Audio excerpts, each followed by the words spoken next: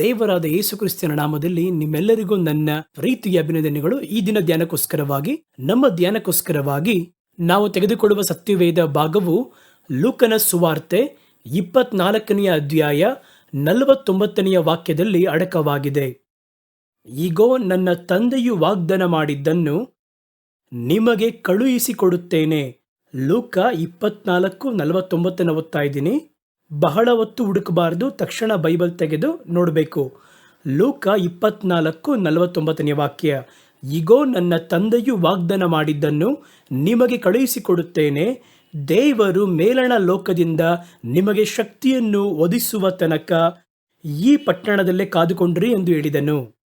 ನೋಡಿ, ತಂದೆಯ ವಾಗ್ದಾನ, ಇದುವೇ ಇವತ್ತು ನಾವು ಧ್ಯಾನಕ್ಕೋಸ್ಕರವಾಗಿ ತೆಗೆದುಕೊಳ್ಳುವ ಸತ್ಯವೇದ ಭಾಗದಲ್ಲಿ ಒಂದು ಮಾತು. ವಾಗ್ದಾನಗಳು ಹಲವಾರು ಇರುವಂಥದ್ದಾಗಿದೆ, ಆದರೆ ಈ ವಾಗ್ದಾನ ಸ್ಪೆಸಿಫಿಕ್ ಆಗಿ ಇರುವ ಎಲ್ಲ ವಾಗ್ದಾನಗಳಲ್ಲಿಯೂ ಒಂದು ಉನ್ನತ ಸ್ತುತಿಯ ವಾಗ್ದಾನವಾಗಿ ಕಾಣಲ್ಪಡುತ್ತದೆ. ಆ ವಾಗ್ದಾನ ಕುರಿತಾಗಿ ಯೇಸು ಹೇಳುತ್ತಾರೆ, ಆ ವಾಗ್ದಾನ ತಂದೆಯ ವಾಗ್ದಾನ. ಸ್ಪೆಸಿಫಿಕ್ ಆಗಿ ಪ್ರತಿ ಮನುಷ್ಯರಿಗೂ ತಂದೆಯಾದವರ ಬಾಯಿಂದ ಹೊರಡುವಂತಹ ಒಂದು ವಾಗ್ದಾನ. ವಾಗ್ದಾನದ ಕುರಿತು ನಮಗೊಂದು ಕೆಲವೊಂದು ಕಾರ್ಯಗಳು ಉಂಟು. ವಾಗ್ದಾನ ಎಂದರೆ ಏನು ಎಂಬುದಾಗಿ ನಿಮಗೆ ಗೊತ್ತು. ದೇವರು ತಾವು ಮಾಡುವಂಥ ಒಂದು ಕಾರ್ಯವನ್ನು ನಮಗೆ ಮುಂಚಿತವಾಗಿ ಪ್ರಕಟಿಸಿ ಹೇಳುವುದರ ಹೆಸರೇ ವಾಗ್ದಾನ. ನಾನು ಅದನ್ನು ಕೊಡುತ್ತೇನೆ ಎಂಬುದಾಗಿ ಹೇಳುವಂಥದ್ದು. ಅದು ಮನುಷ್ಯನಿಂದ ಮನುಷ್ಯನಿಗೆ ವ್ಯತ್ಯಾಸವಾಗುತ್ತದೆ. ಎಲ್ಲ ವಾಗ್ದಾನವು ಎಲ್ಲರಿಗೂ ಸೀಮಿತವಾದದ್ದಲ್ಲ. ಅಬ್ರಹಾಮನಿಗೆ ಒಂದು ವಾಗ್ದಾನವಿರುತ್ತದೆ, ಈಸಾಕನಿಗೆ ಒಂದು ವಾಗ್ದಾನ ಇರುತ್ತದೆ, ಯಾಕೋಬನಿಗೆ ಒಂದು ವಾಗ್ದಾನ ಇರುತ್ತದೆ. ವಾಗ್ದಾನಗಳು ಆಯಾ ಪರಿಸ್ಥಿತಿಯಲ್ಲಿ ಆಯಾ ಮನುಷ್ಯರಿಗೆ ಸೀಮಿತವಾಗಿರುವ ಕಾರ್ಯಗಳು. ಕೆಲವರು ಬೇಕೇ ಬೇಕು ಎಂಬುದಾಗಿ ಯಾರಿಗೂ ಹೇಳಿರುವ ವಾಗ್ದಾನವನ್ನ ನನಗೆ ಕೊಡಿ ಎಂಬುದಾಗಿ ಪ್ರಾರ್ಥನೆ ಮಾಡ್ತಾ ಇರ್ತಾರೆ. ಆದರೆ ನಿಮ್ಮ ಪರಿಸ್ಥಿತಿಗೆ, ನಿಮ್ಮ ಯೋಗ್ಯತೆಗೆ ನಿಮಗೆ ಏನು ಕೊಡಬೇಕು, ನೀವು ಯಾವುದನ್ನು ಹೊಂದಿಕೊಳ್ಳುವುದಕ್ಕೆ ಯೋಗ್ಯರು, ನಿಮ್ಮ ಓಟ, ದೇವರು ನಿಮ್ಮನ್ನು ಉಪಯೋಗಿಸುವಂತಹ ರೀತಿ, ಇವೆಲ್ಲವೂ ದೇವರು ಕ್ಯಾಲ್ಕುಲೇಟ್ ಮಾಡಿ ನಿಮಗೋಸ್ಕರ ಸ್ಪೆಸಿಫಿಕ್ ಆಗಿ ಕೆಲವೊಂದು ವಾಗ್ದಾನವನ್ನು ಇಟ್ಟಿರ್ತಾರೆ. ಇದನ್ನು ನಾವು ಯಾರು ಹುಡುಕುವುದಿಲ್ಲ. ನಾವೇನು ಮಾಡ್ತೀವಿ ಅಂದರೆ ರೆಡಿಮೇಡ್ ಆಗಿರುವಂತಹ ವಾಗ್ದಾನಗಳನ್ನು ತೆಗೆದುಕೊಂಡು ಆ ವಾಗ್ದಾನಗಳನ್ನು ಯಾವ ರೀತಿ ಹೊಂದಿಕೊಳ್ಳುವುದು, ನನಗೆ ಬೇಕು ಬೇಕು ಎಂಬುದಾಗಿ ಕೇಳ್ತಾ ಇರ್ತೀವಿ. ಆದರೆ ದೇವರು ಯಾವಾಗಲೂ ಏನು ಮಾಡ್ತಾರೆ ಅಂದರೆ ಅವನವನ ಯೋಗ್ಯತೆ, ನನ್ನನ್ನು ದೇವರು ಯಾವ ರೀತಿ ರೂಪಿಸಬೇಕು, ನನ್ನನ್ನು ದೇವರು ಹೇಗೆ ಉಪಯೋಗಿಸಬೇಕು, ಭವಿಷ್ಯದಲ್ಲಿ ಸೇವೆಯಲ್ಲಿ ಎಷ್ಟೊಂದು ಸೇವೆ ಇದೆ, ನನ್ನನ್ನು ಹೇಗೆ ಉಪಯೋಗಿಸಬೇಕು ಎಂಬುದಾಗಿ ದೇವರು ಒಂದು ಉದ್ದೇಶ ಇಟ್ಟಿರ್ತಾರೆ ನೋಡಿ. ಆ ಉದ್ದೇಶಕ್ಕೆ ತಕ್ಕ ವಾಗ್ದಾನಗಳನ್ನು ದೇವರು ನನಗೋಸ್ಕರವಾಗಿ ಇಟ್ಟಿರ್ತಾರೆ. ಅದನ್ನು ನಾನು ಕೇಳಬೇಕು, ನನಗೆ ಈ ವಾಗ್ದಾನ, ಆಗ ಈ ರೀತಿಯಾಗಿ ನಾನು ಕರೆಯಲಿದ್ದೇನೆ, ಈ ರೀತಿ ಉಪಯೋಗ ಮಾಡಲಿದ್ದೇನೆ, ಆದ್ದರಿಂದ ಈ ವಾಗ್ದಾನ ನಿನಗೆ ಸೀಮಿತವಾಗಿರುವ ವಾಗ್ದಾನವನ್ನು ಕೊಡುತ್ತೇನೆ ಎಂಬುದಾಗಿ ದೇವರು ಹೇಳುತ್ತಾರೆ. ಅದು ಒಂದು ಗುರಿ. ಅದರ ಕಡೆಗೆ ನೀವು ಮುಂದೆ ಹೋಗಬೇಕಾದರೆ ಆ ವಾಗ್ದಾನವನ್ನು ಸ್ವಂತರಿಸಿಕೊಳ್ಳುತ್ತೀರಾ. ಹಾಗಾದರೆ ವಾಗ್ದಾನ ಮನುಷ್ಯನಿಂದ ಮನುಷ್ಯನಿಗೆ ವ್ಯತ್ಯಾಸವಾಗುತ್ತದೆ. ಆದ್ದರಿಂದ ನಾವು ಇದು ನಮಗೆ ಸೀಮಿತವಾಗಿರುವ ವಾಗ್ದಾನ ಎಂಬುದಾಗಿ ಗಮನಿಸಿ ಆ ವಾಗ್ದಾನವನ್ನು ಹೊಂದಿಕೊಳ್ಳಬೇಕು. ಅದಕ್ಕೆ ಕೆಲವೊಂದು ವಾಗ್ದಾನಗಳು ಆ ರೀತಿಯಾಗಿ ಪ್ರತ್ಯೇಕವಾಗಿ ನೋಡಿ. ಅಬ್ರಹಾಮನನ್ನು ನೋಡಿ ದೇವರು ಒಂದು ವಾಗ್ದಾನವನ್ನು ಹೇಳ್ತಾರೆ, ನೀನು ನಿನ್ನ ಜನಾಂಗವನ್ನ, ನಿನ್ನ ಮನೆಯನ್ನ, ತಂದೆಯ ಮನೆಯನ್ನು ಬಿಟ್ಟು ಹೊರಡು, ನಾನು ನಿನ್ನ ದೊಡ್ಡ ಜನಾಂಗವಾಗುವಂತೆ ಮಾಡುತ್ತೇನೆ. ಆಕಾಶದ ನಕ್ಷತ್ರಗಳನ್ನು ಒಂದು ವೇಳೆ ಎಣಿಸಲು ಸಾಧ್ಯ, ನೆನೆಸಿ ನೋಡು, ಆ ಒಂದು ಸಂಖ್ಯೆಗೆ ಸಮವಾಗಿ ನಿನ್ನ ಸಂತತಿ ಹೆಚ್ಚಿಸುತ್ತೇನೆ ಎಂಬುದಾಗಿ ಈ ವಾಗ್ದಾನವನ್ನು ದೇವರು ಅಬ್ರಹಾಮನಿಗೆ ಮಾತಾಡಿದರು. ನೀವು ಅದರ ಕೆಳಗೆ ಒಂದು ಗೀಟನ್ನು ಹಾಕಿ, ದೇವರ ಈ ವಾಗ್ದಾನ ನನಗೆ ಕೊಡಿ, ನನಗೆ ಸ್ವತಂತ್ರವಾಗಿ ಕೊಡಿ ಎಂಬುದಾಗಿ ಕೇಳಿದ್ರೆ, ನೀವು ಆಕಾಶದ ನಕ್ಷತ್ರಗಳಷ್ಟು ಸಂತತಿಯನ್ನು ಅಧಿಕ ಮಾಡಿ ಏನು ಮಾಡ್ತೀರಾ? ಅದು ಅಬ್ರಹಾಮನಿಗೆ ಕೊಟ್ಟದ್ದು. ಅವರ ಬಳಿಯಿಂದ 12 ಕುಲಗಳು, ಒಂದು ದೇಶ, ಕರ್ತನು ಪ್ರಕಟವಾಗಬೇಕಾಗಿರುವ ದೇಶ ಬರಲಿದೆ. ಅದುವೇ ಅಬ್ರಹಾಮನಿಗೆ ದೇವರು ಕೊಟ್ಟಿರುವಂಥ ಗುರಿ. ಆದ್ದರಿಂದ ಅದು ಒಂದು ವಾಗ್ದಾನವನ್ನು ದೇವರು ಕೊಡುತ್ತಾರೆ. ಅದು ವ್ಯಕ್ತಿಯಿಂದ ವ್ಯಕ್ತಿಗೆ ವ್ಯತ್ಯಾಸವಾಗುತ್ತದೆ. ಹಾಗಾದರೆ ನನಗೋಸ್ಕರವಾಗಿ, ನನ್ನ ಯೋಗ್ಯತೆಗೆ ತಕ್ಕ ಹಾಗೆ, ನನ್ನ ಓಟಕ್ಕೆ ತಕ್ಕ ಹಾಗೆ ಪ್ರತಿಯೊಬ್ಬೊಬ್ಬರಿಗೂ ದೇವರು ವಾಗ್ದಾನಗಳನ್ನು ಇಟ್ಟಿರುತ್ತಾರೆ. ಅದನ್ನು ನೀವು ಹೊಂದಿಕೊಳ್ಳಬೇಕು. ಹಾಗಾದರೆ ಕರುವಿಕೆಯಲ್ಲಿ ವ್ಯತ್ಯಾಸ ಉಂಟು. ಗುಲಾಮನಾಗಿ ಕರೆಯಲ್ಪಟ್ಟಿದ್ದರೆ ಅದಕ್ಕೆ ಅಂತ ಒಂದು ವಾಗ್ದಾನ, ಸ್ವತಂತ್ರನಾಗಿ ಕರೆಯಲ್ಪಟ್ಟಿದ್ದರೆ ಅದಕ್ಕೊಂದು ವಾಗ್ದಾನ. ನೀವು ಅದನ್ನು ಬಿಟ್ಟು ಎಲ್ಲರನ್ನು ಯಾರಿಗೋ ಕೊಟ್ಟಿರುವುದು ನಮಗೆ ಒಳಿತಾಗಿ ತೋಚುತ್ತದೆ ಎನ್ನುವುದಕ್ಕೋಸ್ಕರವಾಗಿ ಆ ವಾಗ್ದಾನ ನನ್ನದು ಎಂಬುದಾಗಿ ನೀವು ಹೋರಾಡಬಾರದು. ನಿಮಗೆ ಸ್ಪೆಸಿಫಿಕ್ ಆಗಿ ಏನು ಕೊಡ್ತಾರೆ ಎನ್ನುವುದನ್ನು ನೀವು ಗಮನಿಸಿ ನೋಡಬೇಕು. ಸತ್ಯವೇದದಲ್ಲಿ ನೀವು ಓದಿ ನೋಡುವುದಾದರೆ ವಾಗ್ದಾನಗಳಲ್ಲಿ ಹಲವಾರು ವಿಧವಾಗಿರುವ ವಾಗ್ದಾನಗಳು ಉಂಟು. ಆರೋಗ್ಯದ ಕುರಿತು ವಾಗ್ದಾನ, ಸಮೃದ್ಧಿಯ ಕುರಿತಾಗಿ ವಾಗ್ದಾನ, ದೇವರ ನಡೆಸುವಿಕೆ ಅನುಸಾರವಾಗಿ ವಾಗ್ದಾನ, ಕರುವಿಕೆ ಕುರಿತಾಗಿರುವ ವಾಗ್ದಾನ, ಉಪಯೋಗಿಸುವುದರ ಕುರಿತಾಗಿ ವಾಗ್ದಾನ, ವರಗಳ ಕುರಿತಾಗಿ ವಾಗ್ದಾನ ಎಂಬುದಾಗಿ ಹೇಳ್ತಾನೇ ಹೋಗ್ಬೋದು. ಎಷ್ಟೊಂದು ವಾಗ್ದಾನಗಳು ದೇವರು ಇಟ್ಟಿದ್ದಾರೆ. ಇದು ನಾನು ಮುಂಚಿತವಾಗಿ ಹೇಳಿದ ಹಾಗೆ ವ್ಯಕ್ತಿಯಿಂದ ವ್ಯಕ್ತಿಗೆ ಮಾರ್ಪಡಬಹುದು. ಕೆಲವೊಂದು ವಾಗ್ದಾನಗಳು ಉಂಟು. ಆ ವಾಗ್ದಾನಗಳು ಎಲ್ಲರಿಗೂ ಸೀಮಿತವಾದದ್ದು. ಇದು ಒಬ್ಬರಿಗೆ ಸೀಮಿತವಾದದ್ದು, ಇನ್ನೊಬ್ಬರಿಗೆ ಸೀಮಿತವಾದದ್ದು, ಆ ರೀತಿ ಅಲ್ಲ. ಎಲ್ಲರಿಗೂ ಸೀಮಿತವಾಗಿರುವ ಒಂದು ಸಾಮಾನ್ಯ ವಾಗ್ದಾನ. ಆ ರೀತಿಯಾಗಿ ಕೆಲವೊಂದು ವಾಗ್ದಾನಗಳು ಉಂಟು. ನಾವೆಲ್ಲರೂ ಪರಿಶುದ್ಧರಾಗಿರಬೇಕು. ಕರ್ತನು ತನ್ನ ಆತ್ಮದಿಂದ ಪರಿಶುದ್ಧತೆಯನ್ನು ವಾಗ್ದಾನ ಮಾಡಿದ್ದಾರೆ. ಹಾಗಾದರೆ ಇದು ಬಂದು ಅವರಿಗೆ ಮಾತ್ರ, ನನಗೆ ಮಾತ್ರ ಅಲ್ಲ. ಅದು ಸಾಮಾನ್ಯವಾದ ವಾಗ್ದಾನಗಳು. ಆ ರೀತಿಯಾಗಿರುವಂತಹ ವಾಗ್ದಾನಗಳಲ್ಲಿ ಪ್ರಧಾನವಾಗಿರುವ ಒಂದು ವಾಗ್ದಾನ, ಆ ವಾಗ್ದಾನದ ಹೆಸರೇ ತಂದೆಯ ವಾಗ್ದಾನ. ಈ ಒಂದು ವಾಗ್ದಾನ ಒಂದು ಪ್ರತ್ಯೇಕ ಜನಾಂಗಕ್ಕೆ ಸೀಮಿತವಾದದ್ದಲ್ಲ, ಎಲ್ಲ ದೇವರ ಮಕ್ಕಳಿಗೆ ಸೀಮಿತವಾದದ್ದು. ಅಂಥ ವಾಗ್ದಾನಗಳನ್ನು ಕೂಡ ಕ್ರೌನ್ ಇಟ್ಟ ಹಾಗೆ ಒಂದು ಉನ್ನತವಾಗಿರುವ ಸ್ಥಿತಿಯಲ್ಲಿರುವ ಪ್ರಧಾನವಾಗಿರುವ ಒಂದು ವಾಗ್ದಾನ. ಆ ವಾಗ್ದಾನ ತಂದೆಯ ವಾಗ್ದಾನ ಎಂಬುದಾಗಿ ಯೇಸು ಅದನ್ನು ಗುರುತಿಸಿದ್ದಾರೆ. ನೋಡಿ, ಮತ್ತೆ ಇದೇ ಕಾರ್ಯವನ್ನು ನಾವು ಅಪೊಸ್ತಲರ ಕೃತ್ಯಗಳು 1ನೇ ಅಧ್ಯಾಯ 4-5 ವಾಕ್ಯಗಳಲ್ಲಿ ಓದಲು ಸಾಧ್ಯ. ಅಪೊಸ್ತಲ ಕೃತ್ಯ 1ನೇ ಅಧ್ಯಾಯದಲ್ಲಿ ನೀವು ನೋಡುವುದಾದರೆ, ಯೇಸು ಪರಲೋಕದಲ್ಲಿ ಏರಲ್ಪಡುವುದಕ್ಕಿಂತ ಮುಂಚಿತವಾಗಿ ಮಾತಾಡಿದ ಕಾರ್ಯಗಳು ಹೇಳಲ್ಪಟ್ಟದಾಗಿದೆ. ಯೇಸು 40 ದಿನವಷ್ಟು ಜೀವಂತವಾಗಿ ಎದ್ದ ನಂತರ ತಮ್ಮ ಶಿಷ್ಯರಿಗೆ ದರ್ಶನವನ್ನು ಕೊಟ್ಟು ತನ್ನನ್ನು ಜೀವಂತವಾಗಿ ತೋರಿಸಿಕೊಂಡರು. ಅವರೊಂದಿಗೆ ಮಾತಾಡಿ, ಅವರೊಂದಿಗೆ ನಡೆದು, ಅವರನ್ನು ಬಲಪಡಿಸಿ, ನಾನು ಜೀವಂತವಾಗಿಯೇ ಇದ್ದೇನೆ ಎನ್ನುವುದನ್ನು ಅವರು ನಂಬುವ ಹಾಗೆ, ವಿಶ್ವಾಸಿಸುವ ಹಾಗೆ ಕ್ರಿಯೆಗಳನ್ನು ಮಾಡಿದರು. 40ನೆಯ ದಿವಸ ಅವರು ಎತ್ತಲ್ಪಡುವುದಕ್ಕಿಂತ ಮುಂಚಿತವಾಗಿ ಕೆಲವೊಂದು ಮುಖ್ಯವಾದ ಕಾರ್ಯಗಳನ್ನು ಒಲಿವ ಪರ್ವತದಲ್ಲಿ ತಮ್ಮ ಶಿಷ್ಯರ ಬಳಿ ಅವರು ಮಾತಾಡಿದರು. ಆಗ ಅವರಿಗೆ ಒಂದು ಕಾರ್ಯವನ್ನು ನೆನಪಿಸಿದರು. ತಂದೆಯ ವಾಗ್ದಾನ, ಅದುವೇ ಈ ಲೋಕದಲ್ಲಿ ಪ್ರಧಾನವಾದ ಒಂದು ವಾಗ್ದಾನ. ಈ ವಾಗ್ದಾನ ನೆರವೇರುವವರೆಗೂ ನೀವು ಯೆರೂಸಲೇಮನ್ನು ಬಿಟ್ಟು ನೀವು ಕಾದಿರಿ. ಆ ವಾಗ್ದಾನ ನಿಮ್ಮ ಮೂಲಕವಾಗಿಯೇ ಪ್ರಥಮ ಬಾರಿಗೆ ಈ ಲೋಕದಲ್ಲಿ ಬರುವಂಥದ್ದಾಗಿದೆ. ಈ ವಾಗ್ದಾನಕ್ಕೆ ಹೆಸರು ತಂದೆಯ ವಾಗ್ದಾನ ಎಂಬುದಾಗಿ ಒಂದು ಮಾತನ್ನು ಹೇಳ್ತಾರೆ. ಓದುತ್ತೇನೆ, ಗಮನಿಸಿ. 4ನೇ ವಾಕ್ಯ, ಅಪೊಸ್ತಲ ಕೃತ್ಯಗಳು 1ನೇ ಅಧ್ಯಾಯ 4ನೇ ವಾಕ್ಯ. ಹೀಗಿರಲಾಗಿ ಆತನು ಅವರೊಂದಿಗೆ ಕೂಡಿದ್ದಾಗೆ ಅವರಿಗೆ ಯೋಹಾನನಂತೂ ನೀರಿನಲ್ಲಿ ದೀಕ್ಷಾಸ್ನಾನ ಮಾಡಿಸಿದನು. ನಿಮಗಾದರೂ ಇನ್ನು ಸ್ವಲ್ಪ ದಿವಸಗಳೊಳಗಾಗಿ ಪವಿತ್ರಾತ್ಮದಲ್ಲಿ ಸ್ನಾನವಾಗುವುದು. ಆದ ಕಾರಣ ನೀವು ಯೆರೂಸಲೇಮನ್ನು ಬಿಟ್ಟು ಹೋಗದೆ ತಂದೆ ಮಾಡಿದಂತಹ ನೀವು ನನ್ನಿಂದ ಕೇಳಿದಂಥ ವಾಗ್ದಾನಕ್ಕೆ ಕಾದುಕೊಂಡಿರಿ. ಹಾಗಾದರೆ ಕರ್ತನು ಮುಂಚಿತವಾಗಿಯೇ ತಂದೆಯ ವಾಗ್ದಾನದ ಕುರಿತಾಗಿ ಅವರಿಗೆ ಒತ್ತು ಕೊಟ್ಟು ಮಾತಾಡಿದ್ದಾರೆ.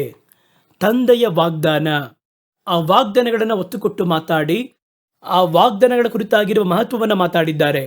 ಅವ್ರು ಹೇಳ್ತಾರೆ, ನನ್ನ ಬಳಿ ನೀವು ತಿಳುಕೊಂಡಂತಹ ತಂದೆಯ ವಾಗ್ದಾನ, ಬೇರೆ ವಾಗ್ದಾನಗಳ ಕುರಿತಾಗಿ ಅಲ್ಲ, ಮಹತ್ವವಾದ ಉನ್ನತವಾಗಿರುವ ತಂದೆಯ ವಾಗ್ದಾನ.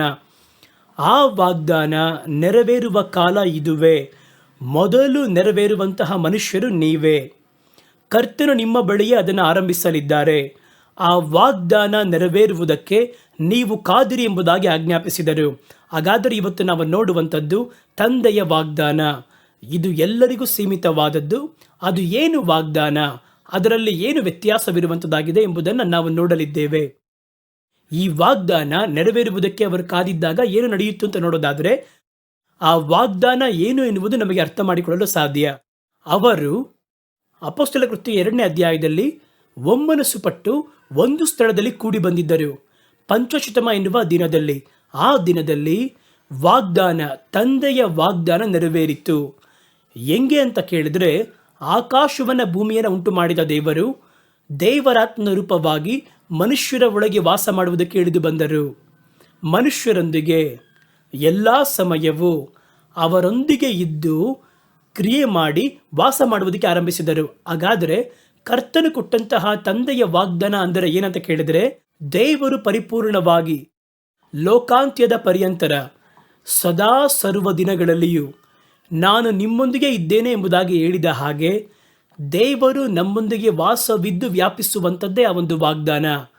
ಹಳೆ ಒಡಂಬಡಿಕೆ ಕಾಲದಲ್ಲಿ ನೀವು ನೋಡುವುದಾದರೆ ಒಂದು ವ್ಯತ್ಯಾಸವಾದ ಕಾರ್ಯವನ್ನು ನೀವು ನೋಡಲು ಸಾಧ್ಯ. ಕರ್ತನು ಕೆಲವರನ್ನು ಅಭಿಷೇಕ ಮಾಡಿದ್ದರು, ಎಲ್ಲರನ್ನೂ ಅಲ್ಲ, ಕೆಲವರನ್ನು ಅಭಿಷೇಕ ಮಾಡಿದ್ದರು. ಆ ಒಂದು ಅಭಿಷೇಕ ಕೆಲವು ಕಾಲಘಟ್ಟಗಳಲ್ಲಿಯೇ ಕ್ರಿಯೆ ಮಾಡುವುದನ್ನು ನೋಡಲು ಸಾಧ್ಯವಾಯಿತು. ಸಂಸೋನನನ್ನು ಉದಾಹರಣೆಯಾಗಿ ನೀವು ನೋಡುವುದಾದರೆ, ಅವನು ಯಾವಾಗೆಲ್ಲ ದೇವರಿಂದ ಉಪಯೋಗಿಸಲ್ಪಟ್ಟನೋ ಆಗ ಮಾತ್ರ ಅಭಿಷೇಕ ಅವರಲ್ಲಿ ಇಳಿದು ಆ ಕೆಲಸವನ್ನು ಮಾಡಿಸಿ ಅವರನ್ನು ಬಿಟ್ಟು ಹೋಗ್ತಾ ಇತ್ತು, ಆ ಅಭಿಷೇಕ.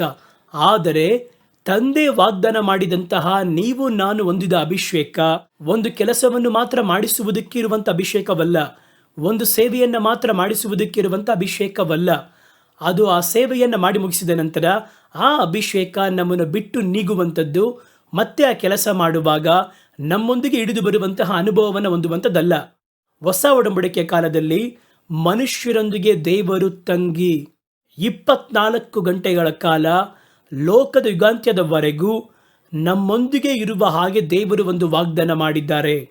ಹಾಗಾದರೆ ಈ ವಾಗ್ದಾನ ವ್ಯತ್ಯಾಸವಾದದ್ದು. ನೋಡಿ, ಈ ಅಭಿಷೇಕಕ್ಕೂ ಹಳೆಯ ಒಡಂಬಡಿಕೆ ಅಭಿಷೇಕಕ್ಕೂ ಬಹಳ ವ್ಯತ್ಯಾಸಗಳು ಉಂಟು. ಏಕೆಂದರೆ ಈ ಹೊಸ ಒಡಂಬಡಿಕೆ ಕಾಲದ ಅಭಿಷೇಕ ಒಬ್ಬ ಮನುಷ್ಯನನ್ನ ದೇವರ ಮಗುವಾಗಿ ಮಾರ್ಪಡಿಸುತ್ತದೆ. ಅದುವೇ ಮುಖ್ಯ. ಅವರು ಮತ್ತೆ ನಮಗೆ ಭಯಪಡಿಸುವಂಥ ಆತ್ಮವನ್ನು ಕೊಡದೆ ಅಪ್ಪ ತಂದೆಯೇ ಎಂಬುದಾಗಿ ಕರೆಯುವಂತಹ ಪುತ್ರ ಸ್ವೀಕಾರದ ಆತ್ಮವನ್ನು ಕೊಟ್ಟಿದ್ದಾರೆ ಎಂಬುದಾಗಿ ಸತ್ಯವೇದದಲ್ಲಿ ಬರೆಯಲ್ಪಟ್ಟಿದೆ. ಹಾಗಾದರೆ ಅವರು ನಮಗೆ ಭಯಪಡುವ ಹಾಗೆ ಒಂದು ಆತ್ಮವನ್ನು ಕೊಡದೆ, ಹಾಗಾದರೆ ಇಂದಿನ ಕಾಲಗಳಲ್ಲಿ ದೇವರಾತ್ಮರನ್ನ ದೇವರು ಕೊಟ್ಟಾಗ ಅದು ಅವರಿಗೆ ಅವರು ಕೊಟ್ಟು ತಮ್ಮ ಕೆಲಸವನ್ನು ಮಾಡುವುದಕ್ಕೋಸ್ಕರವಾಗಿ ಅಭಿಷೇಕವನ್ನು ಕೊಟ್ಟರು. ನೀವು ಹಳೆ ಒಡಂಬಡಿಕೆ ಕಾಲದ ಭಕ್ತರನ್ನು ನೋಡುವುದಾದರೆ ಬಹುತೇಕವಾದವರು ದೇವರನ್ನು ಅಪ್ಪ ತಂದೆಯೇ ಎಂಬುದಾಗಿ ಕರೆದು ಪ್ರಾರ್ಥನೆ ಮಾಡಿರುವುದಿಲ್ಲ. ದೇವರೇ, ಬಂಡೆಯೇ, ಕೋಟೆಯೇ, ದುರ್ಗವೇ, ಯಜಮಾನನೇ, ಈ ರೀತಿಯ ದೇವರನ್ನು ನೋಡಿ ಕರೆದಿರ್ತಾರೆ. ಯಾಕಂದ್ರೆ ಅವರಿಗೂ ದೇವರಿಗೂ ಇರುವಂತಹ ಮಧ್ಯೆ ಇರುವ ಆ ಸಂಪರ್ಕವನ್ನು ಏರ್ಪಡಿಸುವ ದೇವರಾತ್ಮನು ಅವರನ್ನು ಅವರಿಗೆ ಕೆಲಸ ಮಾಡುವ ಸೇವೆ ಮಾಡುವುದಕ್ಕಾಗಿ ಶಕ್ತಿಯನ್ನು ಕೊಡುವಂತ ಆತ್ಮ. ಆದರೆ ತಂದೆಯ ವಾಗ್ದಾನ ಉಂಟು ನೋಡಿ, ಅದು ನಿಮ್ಮನ್ನ ಅಪ್ಪ ತಂದೆಗೆ ಎಂಬುದಾಗಿ ಕರೆಯುವಂತೆ ಮಾಡುವ ಆತ್ಮ. ಹಳೆ ಒಡಂಬಡಿಕೆ ಕಾಲದಲ್ಲಿ ಯಾರಾದರೂ ಒಬ್ಬರೋ ಇಬ್ಬರೋ ಅಪ್ಪ ತಂದೆಯೇ ಎಂಬುದಾಗಿ ಹೇಳಿರ್ಬೋದು. ಅದು ಪ್ರೀತಿಯಿಂದ ಅವರು ಹೇಳಿದ್ದಾರೆ ವಿನಃ ಆತ್ಮದಲ್ಲಿ ಒಂದು ಅಧಿಕಾರದಿಂದ ಹೇಳ್ತಾರೆ. ನೋಡಿ, ಆ ಅಭಿಷೇಕ, ಆ ಒಂದು ಶಕ್ತಿ ತಂದೆಯ ವಾಗ್ದಾನದಲ್ಲಿ ನಮಗೆ ಕೊಡಲ್ಪಡುವಂಥದ್ದು. ಈ ಅಭಿಷೇಕ ಒಂದು ಕೆಲಸವನ್ನು ಮಾಡುವಾಗ, ನಾನು ಯಾಕೆ ಸಂಸೋನನ ಉದಾಹರಣೆಯಾಗಿ ಹೇಳಿದೆ ಅಂದರೆ, ಪ್ರತಿ ಬಾರಿ ದೇವರು ಅವನನ್ನು ಉಪಯೋಗಿಸಿದಾಗ ಸತ್ಯವೇದದಲ್ಲಿ ಒಂದು ಮಾತ್ರ ನೀವು ಓದಬಹುದು, ದೇವರಾತ್ಮನು ಅವನ ಮೇಲೆ ಬಲವಾಗಿ ಇಳಿದಾಗ. ಹಾಗಾದರೆ ಇಳಿಯುವುದಕ್ಕಿಂತ ಮುಂಚೆ ಅವರೆಲ್ಲಿದ್ದರು? ಅವರು ಒಳಗೆ ಹಾಗೆ ತಂಗಿರಬೇಕಲ್ವಾ? ಹಾಗಾದರೆ ಇಳಿದಾಗ ಎಹೆಜ್ಕೇಲನ ವಾಕ್ಯವನ್ನು ನೋಡಿ, ಕರ್ತನ ಹಸ್ತ ಅವನ ಮೇಲೆ ಇಳಿದಾಗ. ಹಾಗಾದರೆ ಇಳಿದಾಗ ಎಂದರೆ ಅದಕ್ಕಿಂತ ಮುಂಚೆ ಮೇಲಿದ್ದಿದ್ದಾರೆ. ಅವರ ಒಳಗೆ ಇಳಿದು ಹಳೆ ಉಡಂಬಡಿಕೆಯ ಕಾಲದಲ್ಲಿ ನೀವು ನೋಡುವಂತಹ ಎಲ್ಲ ಕಡೆಗಳಲ್ಲಿಯೂ ಕರ್ತನ ದೇವರಾತ್ಮನು ತನ್ನ ಸೇವಕರ ಬಳಿಯಲ್ಲಿ ಆ ಸೇವೆಯನ್ನ ಮಾಡುವಾಗ ಇಳಿಯುವುದನ್ನು ಅವರು ವಾಡಿಕೆಯಾಗಿ ಇಟ್ಕೊಂಡಿರ್ತಾರೆ. ಆ ಶಕ್ತಿ ಇಳಿಯುವುದು, ಆ ಅಭಿಷೇಕ ಇಳಿಯುವುದು, ಒಂದು ಪ್ರವಾದನೆ ಹೇಳಬೇಕಾ ಆ ಸಮಯದಲ್ಲಿ ಅಭಿಷೇಕ ಇಳಿಯುವುದು, ಶತ್ರುಗಳನ್ನು ಎದುರಿಸಬೇಕಾ, ಜಯಿಸಬೇಕಾ, ಸಂಸೋನನ ಹಾಗೆ ಆ ಸಮಯದಲ್ಲಿ ಅಭಿಷೇಕ ಇಳಿಯುವುದು. ಹಾಗಾದರೆ ಕರ್ತನ ಆತ್ಮನು ಹಳೆ ಒಡಂಬಡಿಕೆಯ ಕಾಲದಲ್ಲಿ ಕರ್ತನಿಗೂ ಅವರ ಜನಗಳಿಗೂ ಅಥವಾ ಅವರ ಸೇವಕರಿಗೂ ನಡುವೆ ಸೇವೆ ಎನ್ನುವಂತಹ ರೀತಿಯಲ್ಲಿ ಕನೆಕ್ಟ್ ಆಗಿರ್ತಾರೆ. ಸೇವೆ, ಅವನೊಬ್ಬ ಸೇವಕ. ನೀವು ಎಲ್ಲ ಕಡೆ ನೋಡಿ, ನನ್ನ ದಾಸನಾಗಿರುವ ಮೋಶೆಯೇ, ನನ್ನ ಕೆಲಸಗಾರನಾಗಿರುವ ಯೆಹೋಶುವ, ಆ ರೀತಿಯ ದೇವರು ಹೇಳಿರ್ತಾರೆ. ಆದರೆ ಹೊಸ ಒಡಂಬಡಿಕೆ ಕಾಲದಲ್ಲಿ ಈ ಅಭಿಷೇಕದಲ್ಲಿ ಒಂದು ವ್ಯತ್ಯಾಸ ಉಂಟು. ಸತ್ಯವೇದ ಹೇಳುತ್ತದೆ, ಮತ್ತೆ ನೀವು ಅವರಿಗೆ ಭಯಪಡುವುದಕ್ಕೆ ಇಂದಿನ ಕಾಲದಲ್ಲಿ ಭಯದಿಂದ ನನ್ನ ದೇವನೇ ಆ ರೀತಿಯಾಗಿ ಕರೆದ್ರಲ್ವಾ. ಒಂದು ಥರ ಭಯಪಡುವಂಥ ಆತ್ಮವನ್ನು ಕೊಡದೆ ಕರ್ತನು ನಿಮಗೆ ಅಪ್ಪ ತಂದೆಯೇ ಎಂಬುದಾಗಿ ಕರೆಯುವಂತಹ ಪುತ್ರ ಸ್ವೀಕಾರದ ಆತ್ಮವನ್ನು ಕೊಡುವುದು ಮಾತ್ರವಲ್ಲದೆ, ಸೇವೆ ಮಾಡುವ ಸಮಯ ಮಾತ್ರ ಅಲ್ಲ, ನೀವು ನಡೆದರು, ಮಲಗಿದ್ರು, ನಿದ್ದೆ ಮಾಡಿದ್ರು, ಲೋಕದ ಪರ್ಯಂತರ ಸದಾ ಸರ್ವ ದಿನಗಳಲ್ಲಿಯೂ ಕರ್ತನು ನಿಮ್ಮೊಂದಿಗೆ ಇರುತ್ತಾರೆ ಎನ್ನುವುದೇ ಆ ಒಂದು ವಾಗ್ದಾನ. ಹಾಗಾದರೆ ಆ ವಾಗ್ದಾನ ಸ್ಪೆಸಿಫಿಕ್ ಆಗಿ ಮೊಟ್ಟ ಮೊದಲ ಬಾರಿ ಭೂಮಿಯಲ್ಲಿ ಇಳಿದಾಗ ಅದರಿಂದಲೇ ದೇವರು ಅದನ್ನು ವಿಶೇಷವಾಗಿ ನೀವು ಆ ವಾಗ್ದಾನ ನೆರವೇರಿಸಲು ಕಾದಿರಿ ಎಂಬುದಾಗಿ ಹೇಳಿದರು. ಒಂದು ವೇಳೆ ನಾವು ಅಂದ್ಕೊಬೋದು, ಅಭಿಷೇಕ ಎನ್ನುವುದು ದೇವರ ಆತ್ಮನು ಜನಗಳ ಮೇಲೆ ಇಳಿಯುವುದು ಎನ್ನುವಂಥದ್ದು ಹಳೆ ಒಡಂಬಡಿಕೆ ಕಾಲದಲ್ಲಿ ನಡೆಯುತ್ತೋ ಅಲ್ಲವೇ? ಇದರಲ್ಲಿ ಏನು ಹೊಸದಿದೆ? 40 ದಿನ ಅವರನ್ನು ತಯಾರು ಮಾಡಿ ನೀವು 10 ದಿನ ಕಾದಿರಿ ಎಂಬುದಾಗಿ ಹೇಳಿ ಅವರನ್ನು ಕಾದಿರಿಸುವಷ್ಟು ಯಾವ ರೀತಿ ಇದೆ? ಅಭಿಷೇಕ ಅಂದರೆ ಎಲ್ಲ ಕಾಲದಲ್ಲಿಯೂ ಅದು ಇಳಿದಿದೆ ಅಲ್ವಾ ಎಂಬುದಾಗಿ ನೀವು ನೋಡೋದಾದರೆ ಮೇಲ್ನೋಟವಾಗಿ ನೋಡಿದ್ರೆ ಅದು ಅಭಿಷೇಕದಾಗಿ ಕಾಣುತ್ತದೆ. ಆದರೆ ಈ ಸಂಭವದಲ್ಲಿಯೇ ಮೊದಲ ಬಾರಿಯಾಗಿ ತಂದೆ ನಮಗೆ ವಾಗ್ದಾನ ಮಾಡಿದ ಮನುಷ್ಯರು ದೇವರು ಐಕ್ಯವಾಗ್ತಾರೆ. ದೇವರು ಅವರೊಂದಿಗೆ ವಾಸ ಮಾಡುವ ಒಂದು ಅನುಭವದ ಕುರಿತು ಅವರ ಬಳಿ ಮಾತಾಡ್ತಾರೆ. ಹಾಗಾದರೆ ಆ ದಿನಗಳಲ್ಲಿ ದೇವ ಜನಗಳು ಎಂಬುದಾಗಿ ಕರೆಯಲ್ಪಟ್ಟಂತಹ ಇಸ್ರಾಯೇಲ್ಯರಲ್ಲಿ ಪ್ರತ್ಯೇಕವಾಗಿ ದೇವರು ಯಾರನ್ನ ಸೇವೆಗೆ ಆರಿಸಿಕೊಳ್ಳುತ್ತಾರೋ ಅವರಿಗೆ ಕೆಲವರಲ್ಲಿ ದೇವರ ಅಭಿಷೇಕವನ್ನು ಮಾಡ್ತಾ ಇದ್ರು. ಎಲ್ಲ ಇಸ್ರಾಯೇಲರು ಅಭಿಷೇಕಿಸಲ್ಪಟ್ಟರು ಅಂತ ಕೇಳಿದ್ರೆ ಇಲ್ಲ, ಅದರಲ್ಲಿ ಕೆಲವರು ಸೇವೆ ಮಾಡುವವರನ್ನು ಮಾತ್ರ ಉಪಯೋಗಿಸಲ್ಪಟ್ಟರು. ಆದರೆ ಹೊಸ ಒಡಂಬಡಿಕೆಯ ಕಾಲಘಟ್ಟಗಳಲ್ಲಿ ತಂದೆಯ ವಾಗ್ದಾನ ಎನ್ನುವಂಥದ್ದು ಅವೆಲ್ಲವನ್ನ ದಾಟಿ ಪರಿಪೂರ್ಣವಾಗಿ ದೇವರ ವ್ಯಕ್ತಿತ್ವವನ್ನ ನಮ್ಮೊಂದಿಗೆ ಸ್ಥಾಪಿಸಿ ಮನುಷ್ಯರ ನಡುವೆ ಮನುಷ್ಯರ ಹೃದಯದಲ್ಲಿ ದೇವರು ವಾಸ ಮಾಡುವುದು, ಅದುವೇ ಆ ಒಂದು ವಾಗ್ದಾನ. ಅದು ಈ ಯೆರೂಸಲೇಮಿನ ಮೇಲಂತಸ್ತಿನ ಮನೆಯ ಸಂಭವಕ್ಕಿಂತ ಮುಂಚಿತವಾಗಿ ಲೋಕದಲ್ಲಿ ನಡೆದದ್ದಿಲ್ಲ. ಅದಕ್ಕಿಂತ ಮುಂಚಿತವಾಗಿ ದೇವರ ಅಭಿಷೇಕ ಮಾಡಿದ್ರು. ಆ ಸೇವೆಯ ಸಂಪರ್ಕವನ್ನು ಏರ್ಪಡಿಸುವಂತ ಅಭಿಷೇಕ. ಈ ಅಭಿಷೇಕ ಅಪ್ಪ ತಂದೆ ಎಂಬುದಾಗಿ ಒಂದು ಸಂಪರ್ಕವನ್ನು ಕೊಡುವಂತ ಅಭಿಷೇಕ. ಆ ಅಭಿಷೇಕ ಎಲ್ಲ ಸಮಯದಲ್ಲಿ ಉಪಯೋಗವಾಗುವುದಿಲ್ಲ. ಆದರೆ ಈ ಅಭಿಷೇಕ ನಿಮ್ಮೊಂದಿಗೆ ಯುಗಾಂತ್ಯದವರೆಗೂ, ಅಂದರೆ ಲೋಕದಲ್ಲಿ ನೀವಿರುವಂತಹ ಕಡೆಯ ಕಾಲದವರೆಗೂ ಅಥವಾ ಲೋಕದ ಅಂತ್ಯದವರೆಗೂ ಈ ಅಭಿಷೇಕ ನಿಮ್ಮೊಂದಿಗೆ ತಂಗಿರುವುದು. ನೀವು ನಿಂತರು, ನಡೆದ್ರು, ಏನೇ ಮಾಡಿದ್ರು ದೇವರ ಅಭಿಷೇಕ, ದೇವರ ಶಕ್ತಿ, ದೇವರ ಪ್ರಸನ್ನತೆ, ಒಂದು ವ್ಯಕ್ತಿತ್ವ ನಮ್ಮೊಂದಿಗೆ ಇರುವುದು. ಇದುವೇ ಒಂದು ಮೇಲಾಗಿರುವ ವಾಗ್ದಾನ. ಹಾಗಾದರೆ ಎಷ್ಟೊಂದು ವಾಗ್ದಾನಗಳು ಉಂಟು. ಐಶ್ವರ್ಯದ ಕುರಿತಾಗಿರುವ ವಾಗ್ದಾನ ಉಂಟು, ಸಮೃದ್ಧಿ ಕುರಿತಾಗಿರುವ ವಾಗ್ದಾನ ಉಂಟು, ವಂಶದ ಕುರಿತಾಗಿರುವ ವಾಗ್ದಾನಗಳು ಉಂಟು, ಅನಂತರ ಜಯದ ಕುರಿತಾಗಿರುವಂತಹ ವಾಗ್ದಾನಗಳು ಉಂಟು, ಸೌಖ್ಯದ ಕುರಿತಾಗಿರುವ ವಾಗ್ದಾನಗಳು ಉಂಟು. ಪ್ರತಿ ಬಾರಿ ಒಂದೊಂದು ವಾಗ್ದಾನವನ್ನು ಬಯಸಿ ಹುಡುಕುವಂತಹ ಕಾಲಘಟ್ಟವದು. ವಾಗ್ದಾನಗಳ ಕುರಿತಾಗಿ ನಮಗೆ ಹೇಳುವ ಅವಶ್ಯವಿಲ್ಲ. ವರ್ಷ ಪೂರ್ತಿ ವರ್ಷದಲ್ಲಿ ಒಂದು ಹೊಸ ವಾಗ್ದಾನ ಮಾಡಿ ಪ್ರತಿ ಸಭೆಯಲ್ಲಿಯೂ, ಪ್ರತಿ ಚರ್ಚಲ್ಲಿಯೂ, ಪ್ರತಿ ಸೇವಕರು ವಾಗ್ದಾನಗಳನ್ನು ಕೊಟ್ಟು ತಮ್ಮ ವಿಶ್ವಾಸಿಗಳನ್ನು ಬಲಪಡಿಸುವಂಥದ್ದನ್ನು ಪ್ರೋತ್ಸಾಹ ಮಾಡುವುದನ್ನು ನೋಡ್ತೀವಿ. ಅದು ಒಂದು ಪ್ರೋತ್ಸಾಹಕ್ಕೆ ಓಕೆ. ಆದರೆ ನಿಜವಾಗ್ಲೂ ನೀವು ನೋಡೋದಾದರೆ ಇವೆಲ್ಲವನ್ನ ದಾಟಿರುವ ಒಂದು ಪ್ರಧಾನವಾಗಿರುವಂತಹ ವಾಗ್ದಾನವಿದೆ. ಆ ವಾಗ್ದಾನವೇ ತಂದೆಯ ವಾಗ್ದಾನ. ಒಂದು ಚಿಕ್ಕ ಕಥೆ ನನಗೆ ನೆನಪಿಗೆ ಬರುತ್ತಾ ಇದೆ. ಇವತ್ತು ನೋಡಿ, ಪ್ರತಿ ವಾಗ್ದಾನವನ್ನು ಹುಡುಕಿ ಹುಡುಕಿ ಹುಡುಕಿ ಹೋಗ್ತಾ ಇದ್ದೀವಿ. ಸಮೃದ್ಧಿ ಕುರಿತಾಗಿ ಈ ರೀತಿ ಬರೆಯಲ್ಪಟ್ಟಿದೆ, ಅದರ ಮೇಲೆ ಕೈ ಇಟ್ಟು ಪ್ರಾರ್ಥನೆ ಮಾಡು. ಇದು ವಂಶದ ಕುರಿತಾಗಿ ಬರೆಯಲ್ಪಟ್ಟಿದೆ, ಕೈ ಇಟ್ಟು ಪ್ರಾರ್ಥನೆ ಮಾಡು. ಅದು ಯಾರಿಗೆ ಹೇಳಲ್ಪಟ್ಟಿದ್ದು, ಯಾತಕ್ಕಾಗಿ ಹೇಳಲ್ಪಟ್ಟಿದ್ದು, ಅವರ ಕರುವಿಕೆ, ಅವರ ದರ್ಶನ, ಅದರ ಬಗ್ಗೆ ಚಿಂತೆ ಇಲ್ಲ. ಅದು ಚೆನ್ನಾಗಿದೆಯಲ್ಲ. ದನ ಕುರಿಗಳ ಸಂಖ್ಯೆ ಹೆಚ್ಚಾಗುತ್ತದೆ ಎಂಬುದಾಗಿ ಒಂದು ವಾಗ್ದಾನ.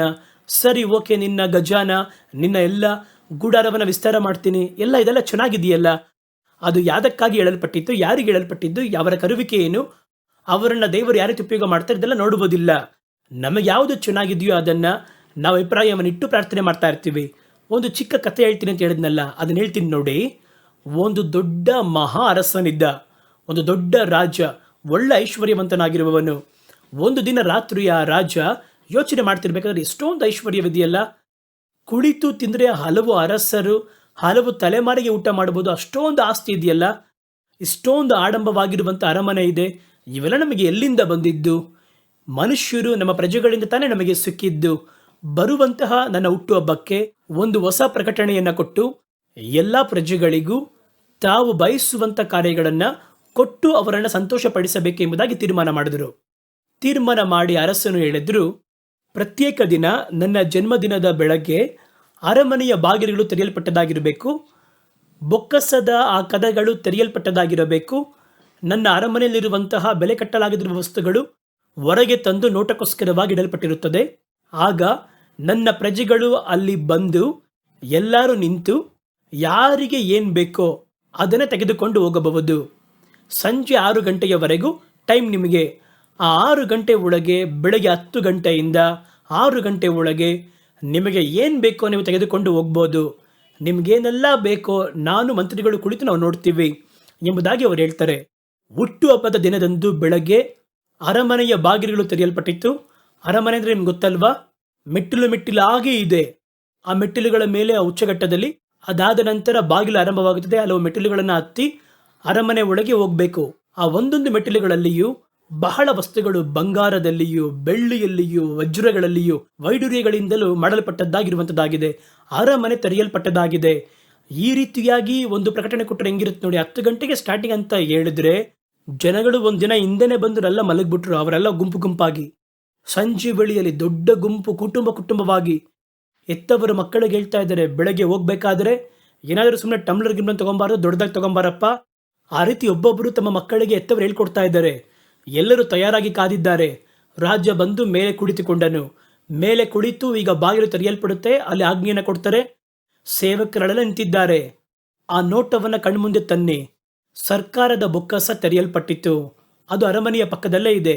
ಅದರಲ್ಲಿ ನೋಡಿದ್ರೆ ಬಂಗಾರದ ನಾಣ್ಯಗಳು, ಬಹಳ ವಜ್ರ ವೈಡೂರ್ಯಗಳು, ನಿಮಗೆಲ್ಲ ಗೊತ್ತಲ್ವಾ, ಎಲ್ಲ ಇಡಲ್ಪಟ್ಟಿದೆ. ಆಗ ಪ್ರಕಟಣೆ ಕೊಡಲ್ಪಟ್ಟಿತ್ತು. 10 ಗಂಟೆಗೆ ಬಾಗಿಲು ತೆರೆಯಲ್ಪಟ್ಟಿತ್ತು. ರಾಜ ಆಜ್ಞೆಯನ್ನು ಕೊಟ್ಟರು. ತಕ್ಷಣ ಜನಗಳು ಹೋಗಿ ತಮಗೆ ಬೇಕಾದದನ್ನು ಈಗ ತೆಗೆದುಕೊಳ್ಳಬಹುದು. ಅಷ್ಟೇ ಜನಗಳು ಒಳಗೆ ನುಗ್ಗಿದ್ರು. ಒಳಗೆ ನುಗ್ಗಿ ಮೆಟ್ಟಿಲಲ್ಲಿರುವಂತಹ ಬಂಗಾರವನ್ನು ತೆಗಿತಾ ಇದ್ದಾನೆ, ಬಂಗಾರದ ಚೊಂಬನ್ನು ತಗೊತಾ ಇದ್ದಾನೆ, ಒಬ್ಬ ವಜ್ರವನ್ನು ತೆಗಿತಾ ಇದ್ದಾನೆ, ಒಬ್ಬರು ಉಂಗುರವನ್ನು ತೆಗಿತಾ ಇದ್ದಾನೆ, ಒಬ್ಬನು ಗಜನ ಒಳಗೆ ಓಡ್ತಾ ಇದ್ದಾನೆ, ಒಬ್ಬನು ಬೊಕ್ಕಸದ ರೂಮನ್ನು ಹುಡುಕ್ತಾ ಇದ್ದಾನೆ, ಅರಮನೆಯ ಚೇರು ತೆಗಿತಾ ಇದ್ದಾನೆ, ಅಲ್ಲಿರುವಂತಹ ಬೆಲೆ ಕಟ್ಟಲಾಗದಿರುವಂತಹ ಕಾರ್ಯವನ್ನು ಹುಡುಕ್ತಾ ಇದ್ದಾರೆ. ಪ್ರತಿಯೊಬ್ಬರು ರೀತಿ ತೆಗಿತಾ ಇದ್ದಾರೆ. ರಾಜ ನೋಡ್ತಾನೆ ಇದ್ದಾರೆ. ಪ್ರತಿಯೊಬ್ಬರು ಒಂದೊಂದು ಕಾರ್ಯವನ್ನು ಏನೆಲ್ಲ ತೆಗಿತಾರೆ ಎಂಬುದಾಗಿ ಅವರು ತೆಗೆದುಕೊಂಡು ಹೋಗ್ಲಿ, ಅದವರಿಗೆ ಸ್ವಂತ. ಆ ರೀತಿಯಾಗಿ ಹೇಳಿದ್ರು. ಒಬ್ಬೊಬ್ಬರು ಒಂದು ವಸ್ತುವನ್ನು ತಗೊಂಡು ಹೋಗ್ತಾ ಇದ್ದಾರೆ. ಆ ರೀತಿ ಹೋಗ್ತಿರ್ಬೇಕಾದ್ರೆ ಒಬ್ಬ ವ್ಯಕ್ತಿ ವೇಗವಾಗಿ ಓಡಿ ಬಂದು ಬೇರೆ ಯಾವ ವಸ್ತುವನ್ನು ತೆಗೆಯದೆ ರಾಜನೇ ಎತ್ಕೊಂಡು ಹೋಗ್ಬಿಟ್ಟ. ರಾಜರನ್ನ ಹಂಗೆ ತಪ್ಕೊಂಡು ಮೇಲೆ ಎತ್ಕೊಂಡ್ಬಿಟ್ಟ. ರಾಜ ಕೇಳ್ತಾರೆ, ಇಲ್ಲ ನೀನೇ ಬೇಕು ನನಗೆ ಅಂತ. ಆಗ ರಾಜ ಕೇಳ್ತಾರೆ, ಅಪ್ಪ ಬಂಗಾರ ಇದೆಯಲ್ಲ, ಬೆಳ್ಳಿ ಇದೆಯಲ್ಲ, ವಜ್ರ ವೈಡೂರ್ಯ ಎಲ್ಲ ಇದೆ ಅಲ್ವಾ, ಇವೆಲ್ಲವನ್ನು ಬಿಟ್ಟು ಎಷ್ಟೊಂದು ಕಾರ್ಯಗಳೆಲ್ಲ, ಸಿಂಹಾಸನ ಕಿರೀಟ ಎಲ್ಲ ಇದೆಯಲ್ಲ, ಇವೆಲ್ಲವನ್ನು ಬಿಟ್ಟು ನಾನು ಎತ್ಕೊಂತ ಇದೆಯಲ್ಲ ಅಂತ ಕೇಳ್ತಾರೆ. ಅಯ್ಯ, ಒಂದು ಕಿರೀಟವನ್ನು ಎತ್ಕೊಂಡ್ರೆ ಕಿರೀಟ ಸ್ವಂತವಾಗುತ್ತೆ, ಒಂದು ಕುರ್ಚಿನ ತಗೊಂಡ್ರೆ ಒಂದು ಕುರ್ಚಿ ಸ್ವಂತವಾಗುತ್ತೆ, ಆ ಸ್ಥಳದಲ್ಲಿರುವಂತಹ ಬಂಗಾರವನ್ನು ತೆಗೆದರೆ ಆ ಬಂಗಾರ ಸ್ವಂತವಾಗುತ್ತೆ, ನಿಮ್ಮನ್ನು ತೆಗೆದುಕೊಂಡರೆ ನನಗೆಲ್ಲವೂ ಸ್ವಂತವಾಗುತ್ತದೆ ಎಂಬುದಾಗಿ. ಅದುವೇ ಇವತ್ತು ನೀವು ಒಂದೊಂದನ್ನು ವೈಯಕ್ತಿಕವಾಗಿ ವಾಗ್ದಾನವನ್ನು ಹುಡುಕುವುದರ ಬದಲು ನೀವು ದೇವರನ್ನೇ ಎತ್ತುಕೊಳ್ಳುವುದಾದರೆ, ದೇವರನ್ನು ಸ್ವತಂತ್ರಿಸಿಕೊಳ್ಳುವುದಾದರೆ ಎಲ್ಲವೂ ನಿಮಗೆ ಸ್ವಂತವಾಗುತ್ತದೆ. ಇದು ನಮಗೆ ಗೊತ್ತಾಗುವುದಿಲ್ಲ. ನಾವು ಒಂದೊಂದನ್ನು ಗುರಿ ಇಡ್ತಾ ಇದ್ದೀವಿ. ನೀವು ಬಂದು ಬೈಬಲ್ ತೆಗೆದು ಓದಿ ನೋಡಿ ಸ್ವಲ್ಪ. ಎಲ್ಲೆಲ್ಲಿ ವಾಗ್ದಾನವಿದೆಯೋ ಎಲ್ಲದರಲ್ಲೂ ಗೀಟು, ಅದನ್ನೆಲ್ಲ ಇಟ್ಟು ಬೈಬಲ್ ಪೂರ್ತಿಯಾಗಿ ವಾಗ್ದಾನಗಳ ಕೆಳಗೆ ಗೀಟಾಕಿಟ್ಟಿರ್ತಾರೆ. ಈ ರೀತಿಯಾಗಿ ಪ್ರತಿಯೊಂದನ್ನು ಹುಡುಕುವುದರ ಬದಲು ತಂದೆಯ ವಾಗ್ದಾನ, ಮಗನಾಗಿರುವ ಕ್ರಿಸ್ತನನ್ನೇ ನಿಮಗೆ ಪರಿಪೂರ್ಣವಾಗಿ ಕೊಡುವ ವಾಗ್ದಾನ. ಹಾಗಾದರೆ ಯಾರು ಬುದ್ಧಿವಂತರು ನೋಡಿ. ನಾನು ತೆಗೆದುಕೊಂಡರೆ ನನಗೆ ಅದು ಮಾತ್ರ ಸ್ವಂತವಾಗುತ್ತದೆ, ನಿಮ್ಮನ್ನು ತೆಗೆದುಕೊಂಡರೆ ನನಗೆ ಎಲ್ಲವೂ ಸ್ವಂತವಾಗುತ್ತದೆ. ಅರಸನು ಸ್ವಂತವಾದರೆ ದೇಶವೇ ಸ್ವಂತವಾಗುವುದು ನನಗೆ. ಪ್ರತ್ಯೇಕವಾಗಿ ನನಗೇನಕ್ಕೆ ಬೇಕೆಲ್ಲ? ಅದುವೇ ಬುದ್ಧಿವಂತಿಕೆ. ಅದನ್ನೇ ದೇವರು ಹೇಳುತ್ತಾರೆ. ಸತ್ಯವೇದ ಪೂರ್ತಿಯಾಗಿ ಎಷ್ಟೊಂದು ವಾಗ್ದಾನಗಳು ತುಂಬಿದ್ದರೂ ಕೂಡ ಒಂದು ಪ್ರತ್ಯೇಕ ವಾಗ್ದಾನ, ತಂದೆಯ ವಾಗ್ದಾನ, ಮಗನಾಗಿರುವ ಕ್ರಿಸ್ತನನ್ನು ಕೇಂದ್ರೀಕರಿಸಿರುವ ಒಂದು ವಾಗ್ದಾನ. ಭೂಮಿಯನ್ನು ಆಕಾಶವನ್ನು ಉಂಟು ಮಾಡಿದ ದೇವರು ಲೋಕದ ಪರ್ಯಂತರ ಸದಾ ಸರ್ವ ದಿನಗಳಲ್ಲಿಯೂ ನಮ್ಮೊಂದಿಗೆ ಇರುತ್ತೇನೆ ಎಂಬುದಾಗಿ ಹೇಳಿದಂಥ ವಾಗ್ದಾನ. ನಿಜವಾಗಿಯೂ ಅದು ವಿಶೇಷವಾದ ವಾಗ್ದಾನ ತಾನೆ. ಈ ಒಂದು ವಾಗ್ದಾನವನ್ನು ಸ್ವತಂತ್ರಿಸಿದರೆ ನಮಗೆ ಎಲ್ಲವೂ ಸಿಗುತ್ತದಲ್ವಾ. ಹಾಗಾಗಿ ಆ ವಾಗ್ದಾನ ನೆರವೇರುವುದಕ್ಕೆ ಅವರು ಯೆರೂಸಲೇಮನ್ನು ಬಿಟ್ಟು ನೀವು ಹೋಗಬೇಡಿರಿ ಅಂತ ಹೇಳ್ತಾರೆ. ಅಭಿಷೇಕವೇ ಎಲ್ಲ ಕಾಲದಲ್ಲಿಯೂ, ದೇವರಾತ್ಮನು ಮನುಷ್ಯರ ಮೇಲೆ ಇಳಿಯುವುದು ಎಲ್ಲ ಕಾಲದಲ್ಲೂ ನಡೀತಾ ಇದೆ ಅಲ್ವಾ. ನೋಡಿ, ಸಂಸೋನನ ಮೇಲೆ ಇಳಿದ್ರು, ಯೆಶಾಯನ ಮೇಲೆ ಇಳಿದಿದ್ದಾರೆ, ಹೆಜ್ಕೇಲನ ಮೇಲೆ ಇಳಿದರು, ಎಲ್ಲ ನಡೆದಿದೆ ಅಲ್ವಾ. ಹಾಗಾದರೆ ಯಾಕೆ ಇದನ್ನು ವಿಶೇಷವಾಗಿ ಹೇಳಬೇಕು? ಅಂದರೆ ಅದು ಬೇರೆ. ಇದು ಭೂಮಿ ಆಕಾಶವನ್ನು ಉಂಟು ಮಾಡಿದ ದೇವರನ್ನ ನಮಗೆ ತಂದೆಯಾಗಿಯೂ ನಮ್ಮನ್ನು ಅವರಿಗೆ ಮಕ್ಕಳಾಗಿಯೂ ಸ್ವತಂತ್ರಿಸುವಂತೆ ಮಾಡುವಂತಹ, ಸಂಪರ್ಕಿಸುವಂತಹ ಒಂದು ದೇವರ ಶಕ್ತಿ, ಒಂದು ದೇವರ ವ್ಯಕ್ತಿತ್ವ ನಮ್ಮೊಂದಿಗೆ ವಾಸ ಮಾಡುವುದಕ್ಕೆ ರಾತ್ರಿ ಹಗಲು 24 ಗಂಟೆಯು ಲೋಕದ ಪರ್ಯಂತರ ವಾಸ ಮಾಡುವುದಕ್ಕೆ ಒಂದು ವಾಗ್ದಾನವನ್ನು ಕೊಟ್ಟರು. ಆ ಒಂದು ವಾಗ್ದಾನವೇ ಇರುವ ಎಲ್ಲ ವಾಗ್ದಾನಗಳಲ್ಲಿ ವಿಶೇಷವಾದ ಉನ್ನತವಾದ ವಾಗ್ದಾನ.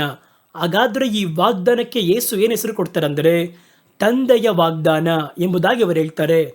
ಈ ತಂದೆಯ ವಾಗ್ದಾನ ನೆರವೇರುವುದಕ್ಕೆ ಕರ್ತನ ಶಿಷ್ಯರು ಅಲ್ಲಿ ಕಾದಿದ್ದರು. ಅವರಿಗೆ ಏನು ನಡೀತದೆ ಎಂಬುದಾಗಿ ಗೊತ್ತಿಲ್ಲ.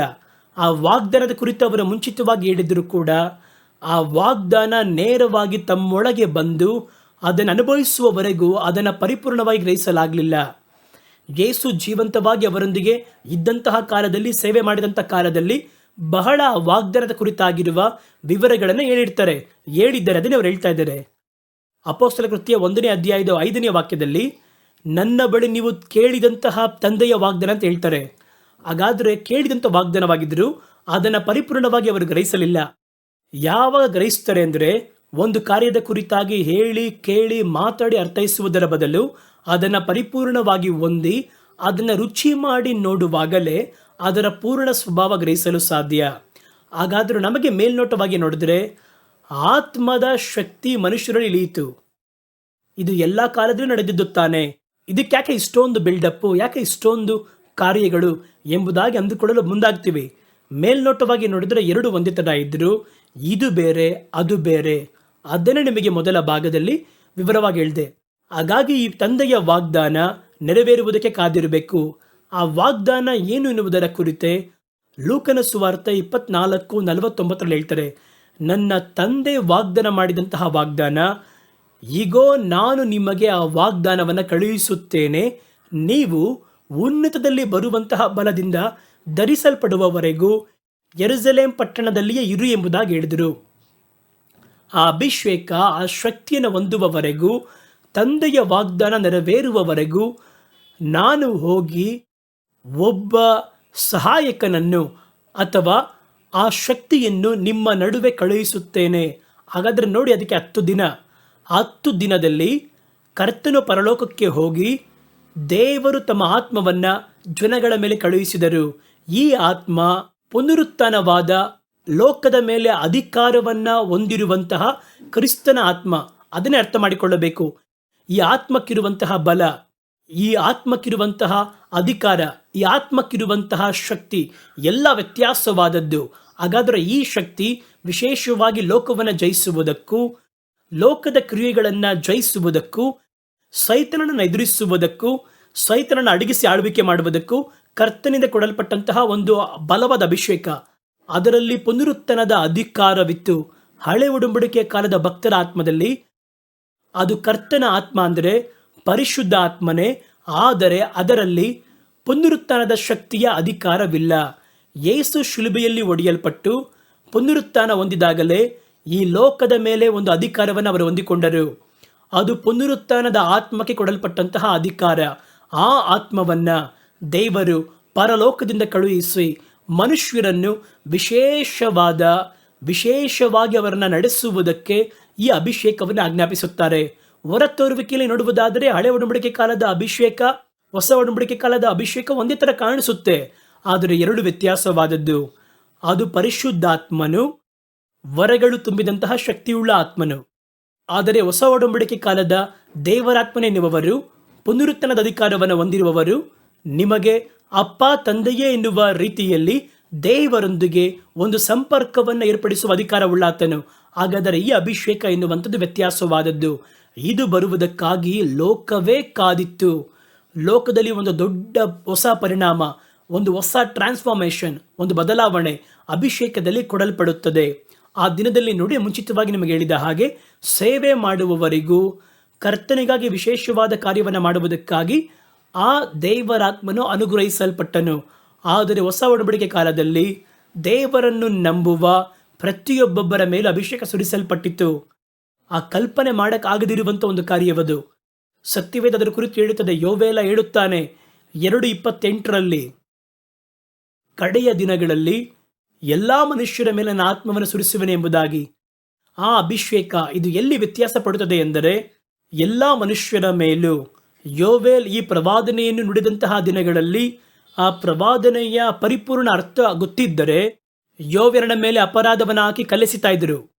ಅವನಿಗೆ ಅರ್ಥವಾಗಲಿಲ್ಲ, ಅವನು ಕೇಳಲಿಲ್ಲ ಅದನ್ನ. ನೀವು ನೋಡಿ, ಎಲ್ಲ ಮನುಷ್ಯರ ಮೇಲೂ ನನ್ನ ಆತ್ಮವನ್ನು ಸುರಿಸುವೆನು. ಅದೇಗೆ ಸಾಧ್ಯ? ಕರ್ತನ ಆತ್ಮ ಎನ್ನುವಂಥದ್ದು, ದೇವರ ಪ್ರಮಾಣ ಎನ್ನುವುದು, ಕರ್ತನ ಆಜ್ಞೆ ಎನ್ನುವಂಥದ್ದು, ಕರ್ತನು ಎನ್ನುವ ಆತನು ಇಸ್ರೇಲರಿಗೆ ಮಾತ್ರ ಸೀಮಿತ. ಅದನ್ನು ದಾಟಿ ಅನ್ಯರಿಗೆ ಸ್ವಂತವಲ್ಲ. ಆದರೆ ನೀನು ಬೇರೆ ಥರ ಪ್ರವಾದನೆ ಹೇಳ್ತಾ ಇದೀಯ, ನೀನು ಸುಳ್ಳು ಪ್ರವಾದಿ. ಅದೇಗೆ ಎಲ್ಲ ಮನುಷ್ಯರ ಮೇಲೆ, ಲೋಕದ ಮೇಲಿರುವಂಥ ಎಲ್ಲ ಜನಾಂಗದ ಮೇಲೆ ಆತ್ಮ ಯಾವ ರೀತಿ ಸುರಿಸಲ್ಪಡುತ್ತೆ? ಅದನ್ನು ಸ್ವೀಕರಿಸೋಕ್ಕಾಗುವುದೇ ಇಲ್ಲ, ಡೈಜೆಸ್ಟ್ ಮಾಡೋಕ್ಕಾಗದೇ ಇಲ್ಲ. ಅಪೊಸ್ತಲ ಕಾರ್ಯದಲ್ಲಿ ಕೂಡ ನೋಡ್ತೀವಿ ನಾವು. ಪೇತ್ರನು ದೇವರಿಂದ ನಡೆಸಲ್ಪಟ್ಟು ಅನ್ಯರ ಮನೆಗೆ ಅವರು ಹಾದು ಹೋಗಿ ಅಲ್ಲಿ ಪ್ರಾರ್ಥನೆ ಮಾಡಿದಾಗ ದೇವರ ಆತ್ಮನ ಅವರ ಮೇಲೆ ಇಳಿಯುತ್ತಾರೆ. ಪೇತ್ರನಿಗೆ ಸ್ವಲ್ಪ ಇಕ್ಕಟ್ಟು. ಏನು, ದೇವರ ಆತ್ಮನು ಒಂದು ಅನ್ಯ ಜನಾಂಗದವರ ಮನೆಯಲ್ಲಿ ಅವರಿಗೆ ಪ್ರಾರ್ಥನೆ ಮಾಡುವಾಗ ಅವರ ಮೇಲೆ ಇಳಿಯುತ್ತಿದ್ದಾರಲ್ಲ ಎಂಬುದಾಗಿ ಅವರು ಕೂಡ ಸ್ವಲ್ಪ ಇಕ್ಕಟ್ಟಲ್ಲಿದ್ದರು. ಅವರು ಮತ್ತೆ ಬಂದಾಗ ಒಂದು ವೇಳೆ ಶಿಷ್ಯರವರನ್ನ ಸ್ವೀಕರಿಸ್ತಿಲ್ಲ, ಎಲ್ಲೋಗಿ ಬರ್ತಿದ್ದೀರಾ, ಅನ್ಯರ ಮನೆಯಲ್ಲಿ ಹೋಗಿ ಊಟ ಮಾಡಿ ತಟ್ಟೆಯನ್ನು ತೊಳೆದಿಟ್ಟು ಅವರೊಂದಿಗೆ ಕುಳಿತು ಮಾತಾಡಿ ಬರ್ತಿದೆಯೇ ಎಂಬುದಾಗಿ. ಯಾಕೆಂದರೆ ಅವರು ಪರಿಪೂರ್ಣವಾಗಿ ಈ ಹಳೆಯ ಪಾರಂಪರ್ಯದಲ್ಲಿ ಆಚೆ ಬಂದಿಲ್ಲ, ಇವಾಗ್ತಾನೆ ಹೊಸದಾಗಿ ಬಂದಿದ್ದಾರೆ. ಆಗ ಅವರು ಹೇಳ್ತಾರೆ, ನಾನು ವ್ಯತ್ಯಾಸವಾಗಿರುವ ಕಾರ್ಯವನ್ನು ನೋಡಿದೆ. ನಾನು ಅವರೊಂದಿಗೆ ಪ್ರಾರ್ಥನೆ ಮಾಡಿದಾಗ ಕೈಗಳನ್ನಿಟ್ಟಾಗ ನಮ್ಮ ಮೇಲೆ ಇಳಿದಂತೆಯೇ ಪರಿಶುದ್ಧಾತ್ಮನು ಅವರ ಮೇಲೆ ಇಳಿದಿದ್ದನ್ನು ನೋಡಿದೆ ಎಂಬುದಾಗಿ ಹೇಳ್ತಾರೆ. ಹಾಗಾದರೆ ಅವರ ಕಾಲದಲ್ಲೇ ಡೈಜೆಸ್ಟ್ ಮಾಡೋಕ್ಕಾಗಲಿಲ್ಲ ಅದನ್ನು. ಹಾಗಾದರೆ ಯೋವೆಲ್ ಕಾಲದಲ್ಲಿ ಹೆಂಗಿರುತ್ತೆ ಯೋಚನೆ ಮಾಡಿ ನೋಡಿ. ಅವರು ಹೇಳಿದ್ದು ನಮಗೆಲ್ಲರೂ ಗೊತ್ತು, ಆ ದಿನಗಳಲ್ಲಿ ಅನೇಕರಿಗೆ ಅದು ಗೊತ್ತಿಲ್ಲ. ಗೊತ್ತಿದ್ದರೆ ಖಂಡಿತವಾಗಿ ಯೋವೇಲನನ್ನು ಶಿರಶ್ಛೇದ ಕೂಡ ಮಾಡ್ತಾ ಇದ್ರು. ಯಾಕೆಂದರೆ ಆ ಮಾತು ಅಷ್ಟು ಭಯಂಕರವಾದದ್ದು. ಎಲ್ಲ ಮನುಷ್ಯರ ಮೇಲೆ ನಾನು ಆತ್ಮವನ್ನು ಸುರಿಸುವೆನು. ಅದೇಗೆ ಸಾಧ್ಯ? ಇಸ್ರಾಯೇಲನಾಗಿರಬೇಕು, ಅದರಲ್ಲೂ ದೇವರಿಂದ ವಿಶೇಷವಾದ ಕೆಲಸಕ್ಕೆ ದೇವರಿಂದ ಅರಸಲ್ಪಟ್ಟಿರಬೇಕು. ಅವರಿಗೆ ತಾನೇ ಆ ಒಂದು ಆತ್ಮ ಶಕ್ತಿಯಲ್ಲ, ಎಲ್ಲ ಇಸ್ರಾಯೇಲರಿಗೂ ಇಲ್ವಲ್ಲ. ಆ ರೀತಿ ಇರಬೇಕಾದರೆ ಎಲ್ಲೆಯನ್ನು ದಾಟಿ ಎಲ್ಲ ಜನಗಳ ಮಧ್ಯೆ ದೇವರ ಅಭಿಷೇಕ ಸುರಿಸಲ್ಪಡುತ್ತಲ್ವ, ಅದುವೇ ತಂದೆಯ ವಾಗ್ದಾನ. ಆ ವಾಗ್ದಾನ ಎಲ್ಲ ಮನುಷ್ಯರ ಮೇಲೆ ಸುರಿಸಲ್ಪಡುತ್ತದೆ. ಹಳೆ ಒಡಂಬಡಿಕೆ ಕಾಲದಲ್ಲಿ ಸುರಿಸಲ್ಪಟ್ಟದ್ದಕ್ಕೂ ಹೊಸ ಒಡಂಬಡಿಕೆ ಕಾಲದಲ್ಲಿ ನೀವು ನಾನು ಹೊಂದಿಕೊಂಡಿರುವುದಕ್ಕೂ ವ್ಯತ್ಯಾಸವಿದೆ. ನಾವು ಅಧಿಕಾರದಿಂದ ದೇವರನ್ನು ಅಪ್ಪ ತಂದೆ ಎಂಬುದಾಗಿ ಕರೀಬೋದು. ಹಳೆ ಒಡಂಬಡಿಕೆ ಕಾಲದಲ್ಲಿ ಯಾರೂ ಆ ರೀತಿ ಕರೆಯಲಿಲ್ಲ. ಯಾರಾದರೂ ಒಬ್ಬರೋ ಇಬ್ಬರೋ ಸ್ವಲ್ಪ ಭಾವುಕರಾಗಿ ಕರೆದರೂ ಕೂಡ ಅದು ಅಧಿಕಾರದಿಂದ ಕರೆಯುವಂಥದ್ದಲ್ಲ. ಹಾಗಾದರೆ ನಾವು ಯಾವ ರೀತಿ ಕರೆಯುತ್ತೇವೆ? ಅಧಿಕಾರದಿಂದ ಕರೆಯುತ್ತೇವೆ. ಹಾಗಾದರೆ ನಿಜವಾದ ಮಕ್ಕಳಿಗೂ ಸುಮ್ಮನೆ ಒಂದು ಮನದಲ್ಲಿ ಒಂದು ಕಾರ್ಯವನ್ನಿಟ್ಟು ಒಂದು ಗೌರವವನ್ನು ಇಟ್ಟು ಅಪ್ಪ ಅಂತ ಕರೆಯುವುದಕ್ಕೆ ಒಂದು ವ್ಯತ್ಯಾಸವಿದೆ ಅಲ್ವಾ? ನಾವು ಆ ರೀತಿ ಕರೀತಿಲ್ಲ.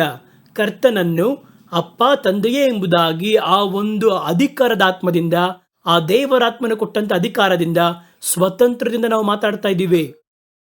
ಅವಾಗ ನಾವು ನೋಡ್ತೀವಿ, ಆ ಒಂದು ಅಧಿಕಾರವೇ, ಆ ಒಂದು ಆತ್ಮವೇ ತಂದೆಯ ವಾಗ್ದಾನ. ಅದು ಹಿಂದೆ ಯಾರಿಗೂ ಕೊಡಲ್ಪಡದಿರುವಂಥ ಒಂದು ಅಭಿಷೇಕ, ಯಾರಿಗೂ ಸಿಗದಿರುವಂಥ ಒಂದು ಆತ್ಮ. ಆ ಒಂದು ವಾಗ್ದಾನಕ್ಕೆ ಹೆಸರು ತಂದೆಯ ವಾಗ್ದಾನ. ಇದರ ಕುರಿತೇ ಸತ್ಯವೇದ ಹೇಳುತ್ತದೆ. ಈ ವಾಗ್ದಾನವನ್ನು ಹೊಂದುವುದಕ್ಕೆ ದೇವರು ಹೇಳಿದರೆ ಒಂದು ಪ್ರತ್ಯೇಕ ಸಮಯವಿದೆ. ಇದನ್ನು ದೇವರು ಭೂಮಿಯಲ್ಲಿ ಆರಂಭಿಸಲಿದ್ದಾರೆ. ಯಾರ ಬಳಿಯಲ್ಲಿ, ಎಲ್ಲಿ ಎಂಬುದು ಎರಡು ಪ್ರಶ್ನೆ ಬರುತ್ತದೆ. ನನ್ನ ಮಾತುಗಳನ್ನು ಕೇಳಿದಂತಹ, ಈ ಅಧಿಕಾರವನ್ನು ವಾಗ್ದಾನವನ್ನು ತಿಳ್ಕೊಂಡಂತಹ ನಿಮ್ಮ ಮೇಲೆ ಇಳಿಯುವಂಥದ್ದಾಗಿದೆ. ಅಲ್ಲೇ ದೇವರು ಆರಂಭಿಸಲಿದ್ದಾರೆ. ಎಲ್ಲಿ ಆರಂಭಿಸಲಿದ್ದಾರೆ? ಯೆರೂಸಲೇಮಿನಲ್ಲಿ ಆರಂಭಿಸಲಿದ್ದಾರೆ.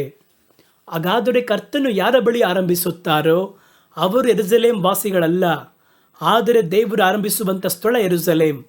ಆದ್ದರಿಂದ ದೇವರು ಸ್ಪೆಸಿಫಿಕ್ ಆಗಿ ಹೇಳ್ತಾರೆ, ಯೆರೂಸಲೇಮಿನಲ್ಲಿ ಆರಂಭಿಸಲಿದ್ದಾರೆ. ನೀವು ಯೆರೂಸಲೇಮನ್ನು ಬಿಟ್ಟು ಹೋಗದಂತೆ ಆ ವಾಗ್ದಾನವು ನೆರವೇರುವವರೆಗೂ ಕಾದಿರಬೇಕು. ಹಾಗಾದರೆ ಆ ವಾಗ್ದಾನ ನಮಗೆ ಏನು ಹೇಳುತ್ತದೆ ಎಂದರೆ, ಭೂಮಿ ಆಕಾಶವನ್ನು ಉಂಟು ಮಾಡಿದ ದೇವರು, ಅವರ ವ್ಯಕ್ತಿತ್ವವಾಗಿರುವ ದೇವರಾತ್ಮನು ಮನುಷ್ಯರೊಂದಿಗೆ ಒಂದು ಸಂಬಂಧವನ್ನು ಏರ್ಪಡಿಸಿಕೊಂಡು ಅವರೊಂದಿಗೆ ಲೋಕದ ಅಂತ್ಯದವರೆಗೂ ಬದುಕಲಿದ್ದಾರೆ ಎನ್ನುವುದೇ ಒಂದು ವಾಗ್ದಾನ. ಎಷ್ಟು ದೊಡ್ಡ ವಾಗ್ದಾನ ನೋಡಿ. ಆಕಾಶದ ನಕ್ಷತ್ರಗಳನ್ನು ಎಣಿಸುವುದಾದರೆ ಎಣಿಸು, ನಿನ್ನ ಸಂತತಿಯನ್ನು ಹೆಚ್ಚಿಸುತ್ತೇನೆ ಎನ್ನುವಂತಹ ವಾಗ್ದಾನಕ್ಕಿಂತಲೂ, ನಾನು ನಿನ್ನ ಗುಣಪಡಿಸುತ್ತೇನೆ ಎನ್ನುವಂತಹ ವಾಗ್ದಾನಕ್ಕಿಂತಲೂ, ಎಡಗಡೆಯೂ ಬಲಗಡೆಯೂ ತಿರುಗಿ ನೋಡು, ನಿನ್ನ ಎಲ್ಲೆಗಳನ್ನು ವಿಸ್ತಾರ ಮಾಡು, ಅವೆಲ್ಲವನ್ನು ಸ್ವತಂತ್ರವಾಗಿ ಕೊಡುತ್ತೇನೆ, ನೀನು ಕಾಲು ತುಳಿಯುವಂತಹ ದೇಶವನ್ನೆಲ್ಲ ಸ್ವಂತವಾಗಿ ಕೊಡುತ್ತೇನೆ ಎಂಬುದಾಗಿ ಹೇಳಿದಂತಹ ವಾಗ್ದಾನಕ್ಕಿಂತಲೂ, ನಿನ್ನ ಹೆಸರನ್ನು ಪ್ರಖ್ಯಾತಿಗೆ ತರುವೇನು ಎನ್ನುವಂತಹ ವಾಗ್ದಾನಕ್ಕಿಂತಲೂ, ಲೋಕದ ಅಂತ್ಯದವರೆಗೂ ಸದಾ ಸರ್ವ ದಿನಗಳಲ್ಲಿಯೂ ನಿನ್ನೊಂದಿಗೆ ಇರುತ್ತೇನೆ ಎಂಬುದಾಗಿ ಹೇಳಿದಂಥ ವಾಗ್ದಾನ ಎಷ್ಟು ದೊಡ್ಡದೆಂಬುದಾಗಿ ಯೋಚನೆ ಮಾಡಿ ನೋಡಿ. ಆ ಒಂದು ವಾಗ್ದಾನ ತಂದೆಯ ವಾಗ್ದಾನ. ಈ ವಾಗ್ದಾನವೇ ಎಲ್ಲ ವಾಗ್ದಾನಕ್ಕಿಂತಲೂ ಉನ್ನತವಾದ ವಾಗ್ದಾನ. ಎಲ್ಲವೂ ಅಮೂಲ್ಯವಾದದ್ದೇ. ಅರಮನೆಯ ಮೆಟ್ಟಿಲುಗಳಲ್ಲಿ ಜೋಡಿಸಲ್ಪಟ್ಟಂಥವುಗಳು, ಆ ಬೊಕ್ಕಸದ ಭಂಡಾರದ ಇಡಲ್ಪಟ್ಟಂಥವುಗಳು, ಅರಮನೆಯಲ್ಲಿ ಇಡಲ್ಪಟ್ಟಂಥವುಗಳು ಎಲ್ಲವೂ ಅಮೂಲ್ಯವಾದದ್ದೇ. ಆದರೆ ಅದಕ್ಕಿಂತ ಅಮೂಲ್ಯವಾದವರು ಆ ಅರಸನು. ಅದೇ ರೀತಿಯೇ ದೇವರು ಹೇಳಿದಂಥ ವಾಗ್ದಾನಗಳು ಉನ್ನತವಾದವುಗಳು, ಅಮೂಲ್ಯವಾದವುಗಳು, ಮಹಿಮೆಯಾದವುಗಳು. ಆದರೆ ವಾಗ್ದಾನಗಳಿಗಿಂತಲೂ ಮಹಿಮೆಯಾದವನು, ಶಕ್ತಿ ತುಂಬಿರುವಾತನು ದೇವರು. ಹಾಗಾದರೆ ಅವರನ್ನು ಪರಿಪೂರ್ಣವಾಗಿ ಸ್ವತಂತ್ರಿಸುವಂತಹ ವಾಗ್ದಾನಕ್ಕೆ ಹೆಸರೇ ತಂದೆಯ ವಾಗ್ದಾನ ಎಂಬುದಾಗಿ ಸತ್ಯವೇದ ಹೇಳುತ್ತದೆ. ಈ ವಾಗ್ದಾನವನ್ನು ಹೊಂದಲು ಅವರೇನ್ ಮಾಡಿದ್ರು? ಪಂಚಶತಮ ಎನ್ನುವ ದಿನದಲ್ಲಿ ಮೇಲಂತಸ್ತಿನ ಮನೆಯಲ್ಲಿ ಕಾದಿದ್ರು. ಅದಕ್ಕೆ 10 ದಿನಗಳ ಹಿಂದೆಯಿಂದಲೇ ಅವರು ಅಲ್ಲಿ ಕಾದಿರುವುದಕ್ಕೆ ಮುಂದಾದರು. ಪಂಚಶತಮ ಎನ್ನುವ ದಿನ ಬರುವಾಗಲೇ ಈ ವಾಗ್ದಾನ ಭೂಮಿಗೆ ಕಳುಹಿಸಲ್ಪಟ್ಟು ಪರಿಪೂರ್ಣವಾಗುತ್ತದೆ. ಆ ಒಂದು ವಾಗ್ದಾನ ಹಾಗಾದರೆ ಮೊದಲು ಆರಂಭವಾಗುವಾಗ ಒಂದು ಸ್ಥಳದಲ್ಲಿ ಆರಂಭಿಸುತ್ತಾರೆ. ಆದರೆ ಅದಾದ ನಂತರ ಭೂಮಿಯಲ್ಲಿ ಎಲ್ಲೆಲ್ಲೂ ಆ ವಾಗ್ದಾನವನ್ನು ಹೊಂದಲು ಸಾಧ್ಯ ಎಂಬುದಾಗಿ ಹೇಳಿದರು. ಈಗ ಆ ವಾಗ್ದಾನವಾಗಿರುವ ಅಭಿಷೇಕವನ್ನು ಹೊಂದಲು ಯೆರೂಸಲೇಮಿಗೆ ಹೋಗಬೇಕಾ ಅಂತ ಕೇಳಿದ್ರೆ ಆ ರೀತಿ ಇಲ್ಲ. ಸತ್ಯವೇದ ಹೇಳಲ್ಪಟ್ಟದ್ದು ತಂದೆಯನ್ನು ಎಲ್ಲೆಲ್ಲೂ ಆರಾಧಿಸುವಂತ ಕಾಲ ಬರುತ್ತದೆ. ಇವತ್ತು ಅಭಿಷೇಕವನ್ನು ಎಲ್ಲಿ ಬೇಕಾದ್ರೂ ಪಡಿಬೋದು. ಆರಂಭ ಎನ್ನುವುದು ಮಾತ್ರ ಅಲ್ಲಿ. ನೋಡಿ, ಒಂದು ಹೊಸದಾಗಿ ಒಂದು ಕಾಸು ರಿಲೀಸ್ ಮಾಡಿದ್ರೆ, ಒಂದು ಸ್ಟಾಂಪ್ ರಿಲೀಸ್ ಮಾಡಿದ್ರೆ, ಒಂದು ನಾಣ್ಯ ರಿಲೀಸ್ ಮಾಡಿದ್ರೆ ಅದನ್ನು ದೇಶದ ರಾಜಧಾನಿಯಲ್ಲಿ ಅದನ್ನು ಬಿಡುಗಡೆ ಮಾಡ್ತಾರೆ. ಆದರೆ ಅದರ ನಂತರ ಆ ನಾಣ್ಯ ಎಲ್ಲ ಕಡೆಗಳಲ್ಲಿ ಹೊಂದಲು ಸಾಧ್ಯ. ಅದೇ ರೀತಿಯೇ ದೇವರು ಆರಂಭ ಮಾಡಿದ ಸ್ಥಳ ಯೆರೂಸಲೇಮ್. ಆರಂಭಿಸಿದ ಮನುಷ್ಯರು ಅವರ ಶಿಷ್ಯರುಗಳು.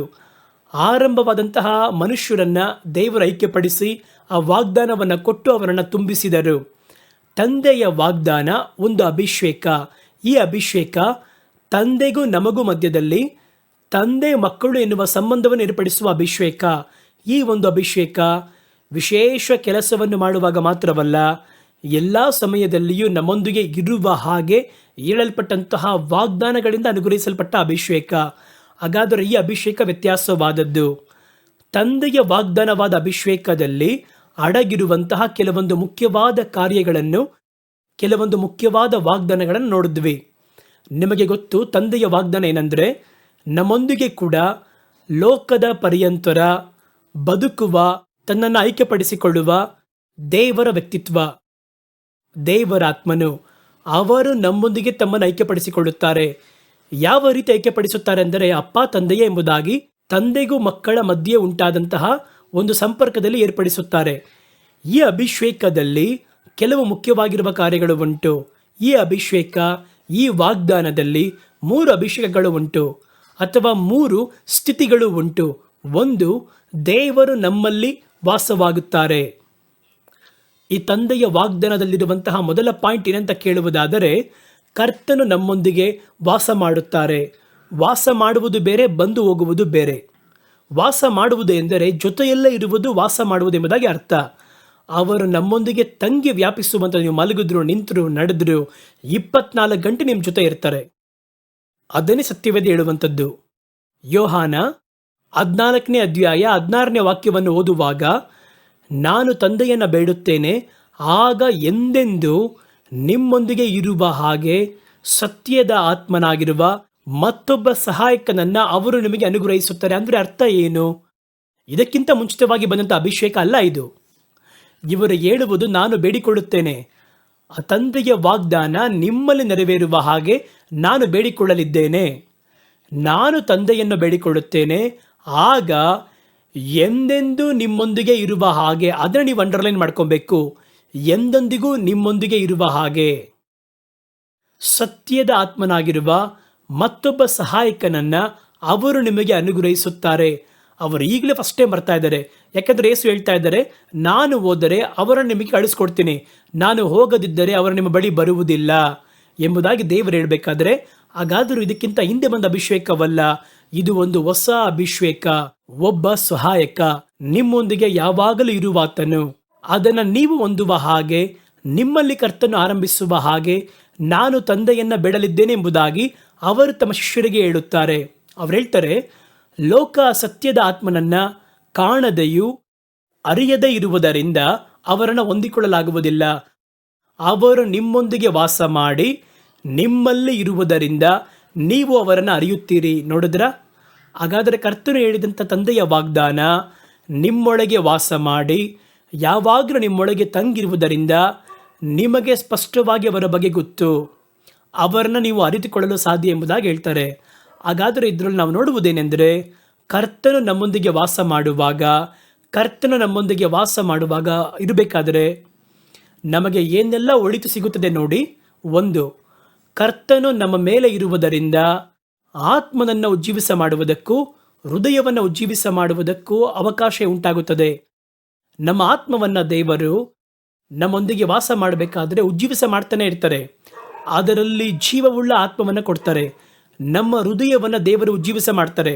ನಮ್ಮ ಹೃದಯ ಪಾಪದಿಂದ ಸಾಯಲು ಮುಂದಾದಾಗ ಅಥವಾ ಯಾವುದಾದ್ರೂ ಒಂದು ಕಾರ್ಯದಲ್ಲಿ ಸತ್ತ ಸ್ಥಿತಿಗೆ ಹೋಗುವ ಮುನ್ನ ದೇವರು ನಿಮ್ಮನ್ನು ಉಜ್ಜೀವಿಸ ಮಾಡುತ್ತಲೇ ಇರ್ತಾರೆ. ನಮ್ಮೊಳಗಿದ್ದು ಉಜ್ಜೀವಿಸ ಮಾಡ್ತಾನೇ ಇರ್ತಾರೆ. ಪಾಪ ನಮ್ಮನ್ನು ಕೊಲ್ಲಲು ಬರುತ್ತದೆ, ಕರ್ತನಾತ್ಮನು ನಮ್ಮನ್ನು ಉಜ್ಜೀವಿಸ ಮಾಡ್ತಾನೆ ಇರ್ತಾರೆ. ಆ ಒಂದು ಪ್ರಾಸೆಸಿಂಗ್ ಒಳಗೆ ನಡೆಯುವುದು ನಿಮಗೆ ಗೊತ್ತಾಗುವುದಿಲ್ಲ.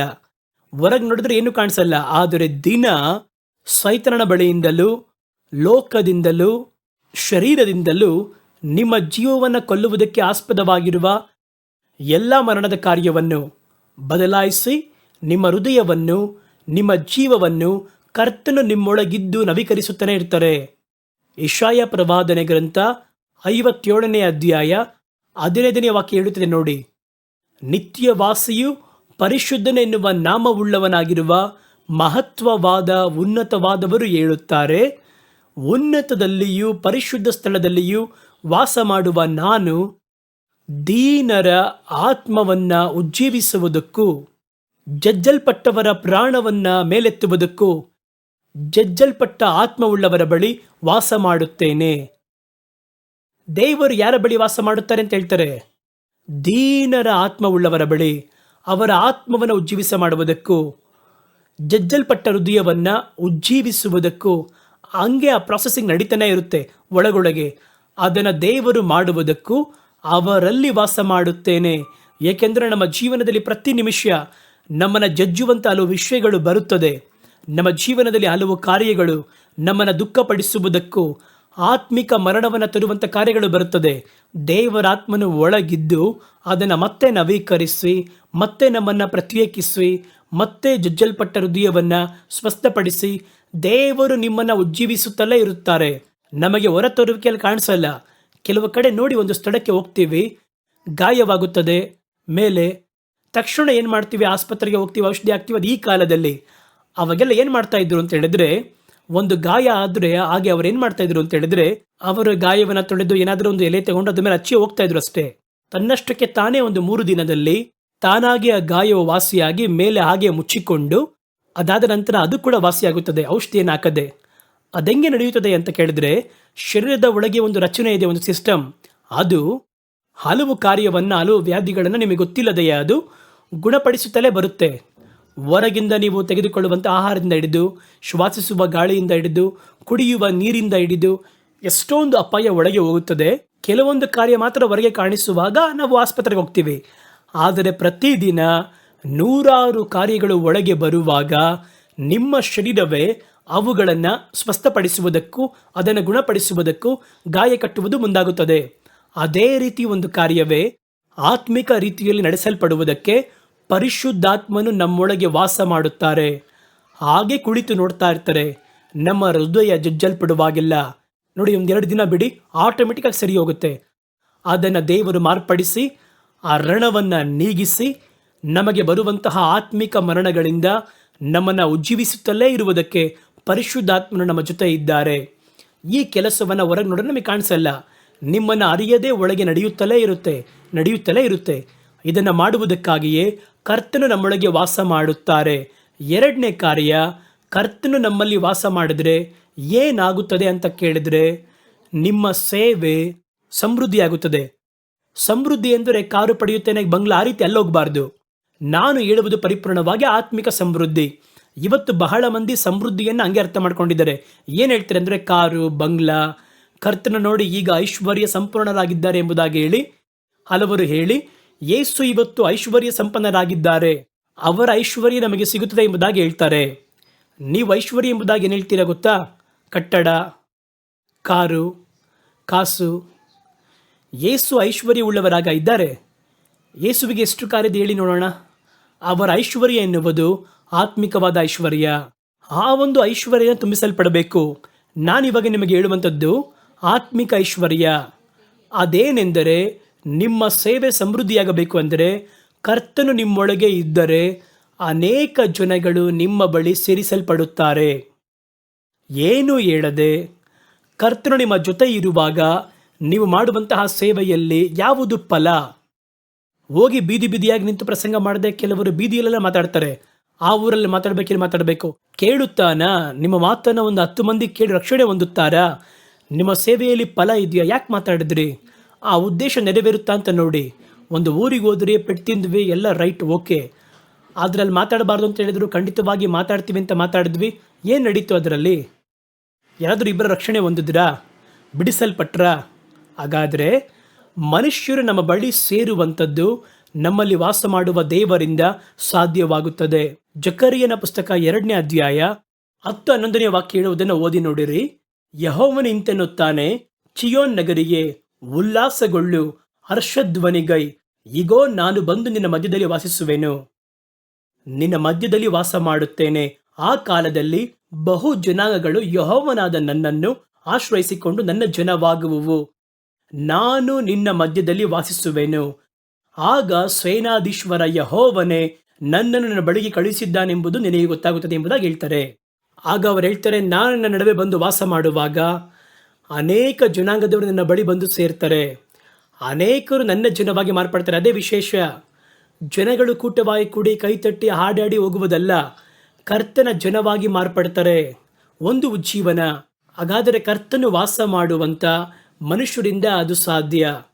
ಇವತ್ತು ಜನಗಳು, ಕೋಟಿಗಟ್ಟಲೆ ಜನಗಳು ಈ ಚಿಕ್ಕ ಜಾಗದಲ್ಲಿ, ಕೆರಳಿಯ ಸಮುದ್ರ ತೀರದಲ್ಲಿ, ಅರಿಯಲ್ಪಡದಿರುವ ಒಂದು ದೇಶದಲ್ಲಿ, ನೀವು ಮ್ಯಾಪ್ನಲ್ಲಿ ನೋಡಿ, ಇಸ್ರೇಲ್ ಎನ್ನುವುದು ಒಂದು ಚಿಕ್ಕ ದೇಶ. ಅದನ್ನು ಸೂಚಿಸುವುದು ಕಷ್ಟ. ಅಮೆರಿಕ ಥರ ದೊಡ್ಡದಾಗಿ, ರಷ್ಯಾ ಥರ ವಿಸ್ತರಣೆಯಾಗಿ ಅಂಥ ಒಂದು ದೇಶವಲ್ಲ, ಒಂದು ಚಿಕ್ಕ ದೇಶ.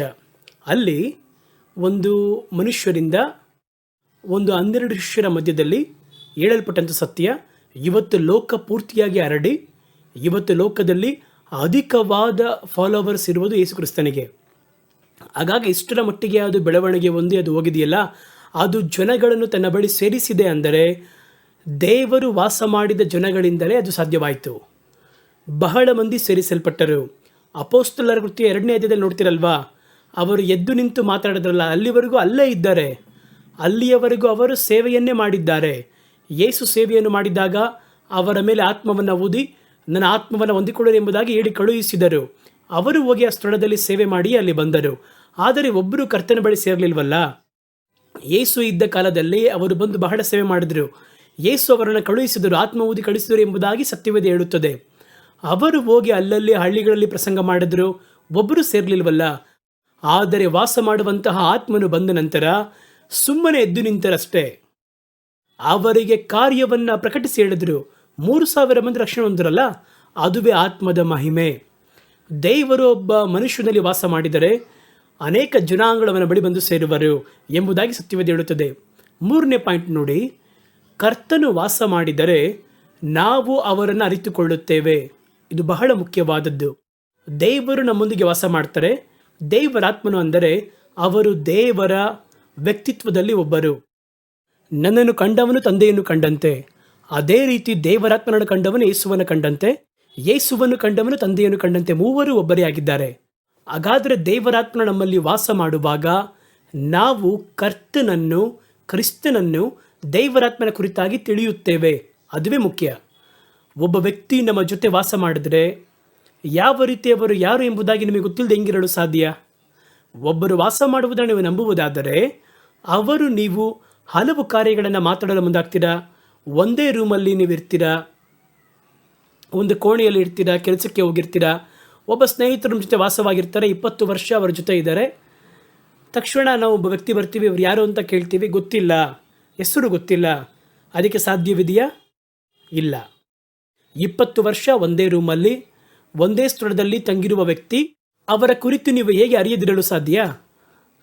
ನೀವು ಕಡ್ಡಾಯವಾಗಿ ಅರಿತಿರ್ತೀರ. ಹಾಗಾದರೆ ಪರಿಶುದ್ಧಾತ್ಮನು ನಮ್ಮಲ್ಲೇ ಇರುವುದಾದರೆ, ಅವರು ಇರುವುದನ್ನು ನೀವು ಗ್ರಹಿಸಿದರೆ, ಅವರು ಇರುವುದನ್ನು ನೀವು ಭಾವನೆ ಮಾಡಿ ಅದಕ್ಕೆ ತಕ್ಕ ಹಾಗೆ ನಡೆದರೆ ನೀವು ಖಂಡಿತವಾಗಿ ಅವರನ್ನು ಅರಿಯಲು ಸಾಧ್ಯ. ಸತ್ಯವೇದ ಅದನ್ನು ನಮಗೆ ಹೇಳುತ್ತದೆ. ಯೋಹಾನ 14ನೇ ಅಧ್ಯಾಯ 16ನೇ ವಾಕ್ಯ ಹೇಳುತ್ತದೆ, ನಾನು ತಂದೆಯನ್ನು ಬೇಡಿಕೊಳ್ಳುತ್ತೇನೆ, ಆಗ ಎಂದೆಂದೂ ನಿಮ್ಮೊಂದಿಗಿರುವ ಹಾಗೆ ಸತ್ಯದ ಆತ್ಮನಾಗಿರುವ ಮತ್ತೊಬ್ಬ ಸಹಾಯಕನನ್ನು ಅವರು ನಿಮಗೆ ಕಳುಹಿಸುತ್ತಾರೆ. ಲೋಕ ಈ ಸತ್ಯದ ಆತ್ಮನನ್ನು ಕಾಣದೆಯೂ ಅರಿಯದೆಯೂ ಇರುವುದು. ಅವರನ್ನು ಹೊಂದಿಕೊಂಡಂತಹ ನೀವು ಅವರನ್ನು ತಿಳಿಯುವಿರಿ. ಅದುವೇ ಮುಖ್ಯ. ಅವರನ್ನು ಹೊಂದಿಕೊಂಡು ಅವರೊಂದಿಗೆ ಬದುಕ್ತಿರಲ್ಲ, ಅವರು ನಿಮ್ಮೊಂದಿಗೆ ವಾಸ ಮಾಡ್ತಾರಲ್ಲ, ನಿಮ್ಮೊಳಗಿರುವುದರಿಂದ ನೀವು ಅವರನ್ನು ಅರಿಯುತ್ತೀರಾ. ಆ ವಾಕ್ಯವನ್ನು ಪರಿಪೂರ್ಣ ಓದ್ತೀನಿ ನೋಡಿ.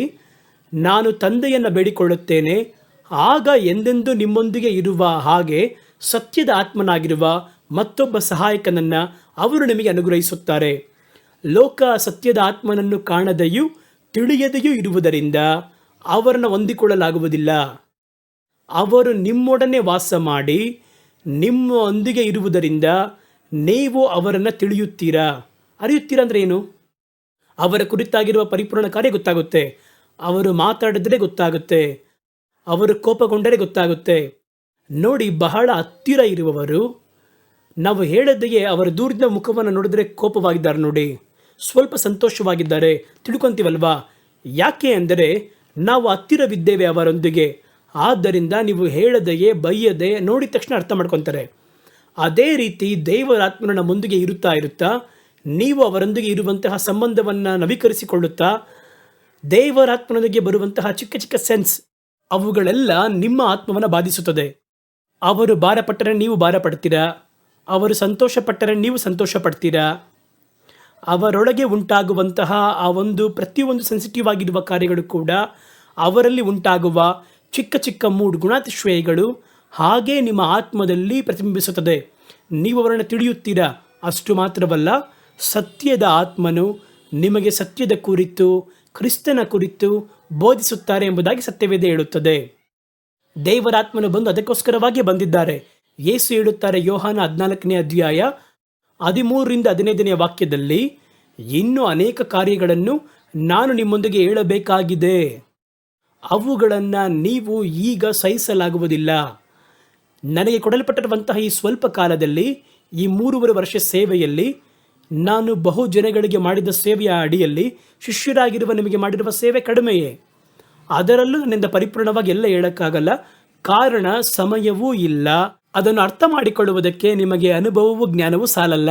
ಹಾಗಾದರೆ ಅವ್ರು ಹೇಳ್ತಾರೆ, ಇನ್ನೂ ಅನೇಕ ಕಾರ್ಯಗಳನ್ನು ನಿಮಗೆ ಹೇಳಬೇಕಾಗಿದೆ, ಅವುಗಳನ್ನು ನೀವು ಈಗ ಸಹಿಸಲಾಗುವುದಿಲ್ಲ. ಸತ್ಯದ ಆತ್ಮನಾಗಿರುವ ಅವರು ಬರುವಾಗ ಸಕಲ ಸತ್ಯತೆ ಒಳಗೂ ನಿಮ್ಮನ್ನು ಅವರು ನಡೆಸುತ್ತಾರೆ. ಅವರು ತಮ್ಮ ಸ್ವಂತದಲ್ಲಿ ಮಾತಾಡದೆ ತಾವು ಕೇಳಲ್ಪಟ್ಟದ್ದನ್ನು ಎಲ್ಲವನ್ನ ಹೇಳಿ ಬರುವಂತಹ ಕಾರ್ಯಗಳನ್ನು ನಿಮಗೆ ತಿಳಿಸುತ್ತಾರೆ. ದೇವರಾತ್ಮನು ಯಾಕೆ ನಮ್ಮೊಂದಿಗಿದ್ದಾರೆ ಎನ್ನುವುದನ್ನು ನೀವು ಅರ್ಥ ಮಾಡ್ಕೋಬೇಕು. ಬರೀ ಚರ್ಚ್ಗೆ ಹೋಗಿ ಕೈತಟ್ಟಿ ಅನ್ಯ ಭಾಷೆ ಮಾತಾಡಿ ಕಿರಿಚಿ 2 ಹಾಡಾಡಿ ಬರುವುದಕ್ಕಾಗಿ ಅಲ್ಲ. ಒಬ್ಬನೇ ಸತ್ಯ ದೇವರನ್ನು ಅವರು ಕಳುಹಿಸಿದ ಕ್ರಿಸ್ತನನ್ನು ತಿಳಿಯುವುದೇ ನಿತ್ಯ ಜೀವ. ಆ ತಿಳುವಳಿಕೆಯನ್ನು ಕೊಡುವುದಕ್ಕೆ ಜೊತೆಗಿದ್ದಾರೆ. ಅವರ ಕೆಲಸ ನೀವು ಚರ್ಚಲ್ಲಿ ಇದ್ದೀರಲ್ಲ, ಅದನ್ನು ದಾಟಿ ನಡೆಯುತ್ತದೆ. ನಾವು ಚರ್ಚಲ್ಲಿ ಮಾತ್ರ ದೇವರಾತ್ಮನೊಂದಿಗೆ ಸಂಪರ್ಕ ಇಟ್ಕೋತೀವಿ.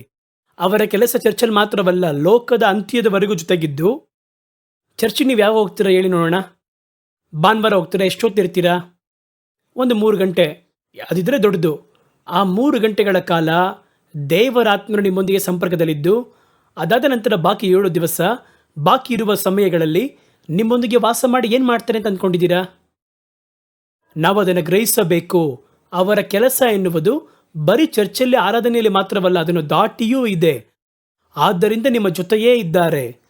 ಅವರೇನು ಮಾಡ್ತಾರೆ ಅಂದರೆ, ಅವರು ಸಕಲ ಸತ್ಯತೆಯನ್ನು ನಿಮಗೆ ಬೋಧಿಸುತ್ತಾರೆ, ನಿಮಗೆ ಕಲಿಸುತ್ತಾರೆ. ಅದನ್ನು ಸಭೆಯಲ್ಲಿ ಕಲಿಸೋಕ್ಕಾಗಲ್ಲ, ನಮ್ಮ ಕಾರ್ಯಕ್ರಮದಲ್ಲಿ ಕಲಿಸೋಕ್ಕಾಗಲ್ಲ. ನಿಮ್ಮಲ್ಲಿ ವಾಸ ಮಾಡುವ ದೇವರು ಹೇಳಿಕೊಡಬೇಕು. ನಾವೇನು ಹೆಚ್ಚು ಕಡಿಮೆ 1 ಗಂಟೆ ಮಾತಾಡ್ತೀವ, ಒಂದು ಆರಾಧನೆ 2 ಗಂಟೆ ನಡೆಸ್ತೀವ, ಅಷ್ಟು ಸಮಯ ಇದ್ದರೆ ಮಾತ್ರ ಸಾಕು ಅಂತ ನೀವು ಅಂದ್ಕೊಂಡ್ರೆ, ಬಾಕಿ ಇಷ್ಟು ಸಮಯ ದೇವರು ನಿಮ್ಮೊಂದಿಗೆ ಇರಬೇಕಲ್ಲ.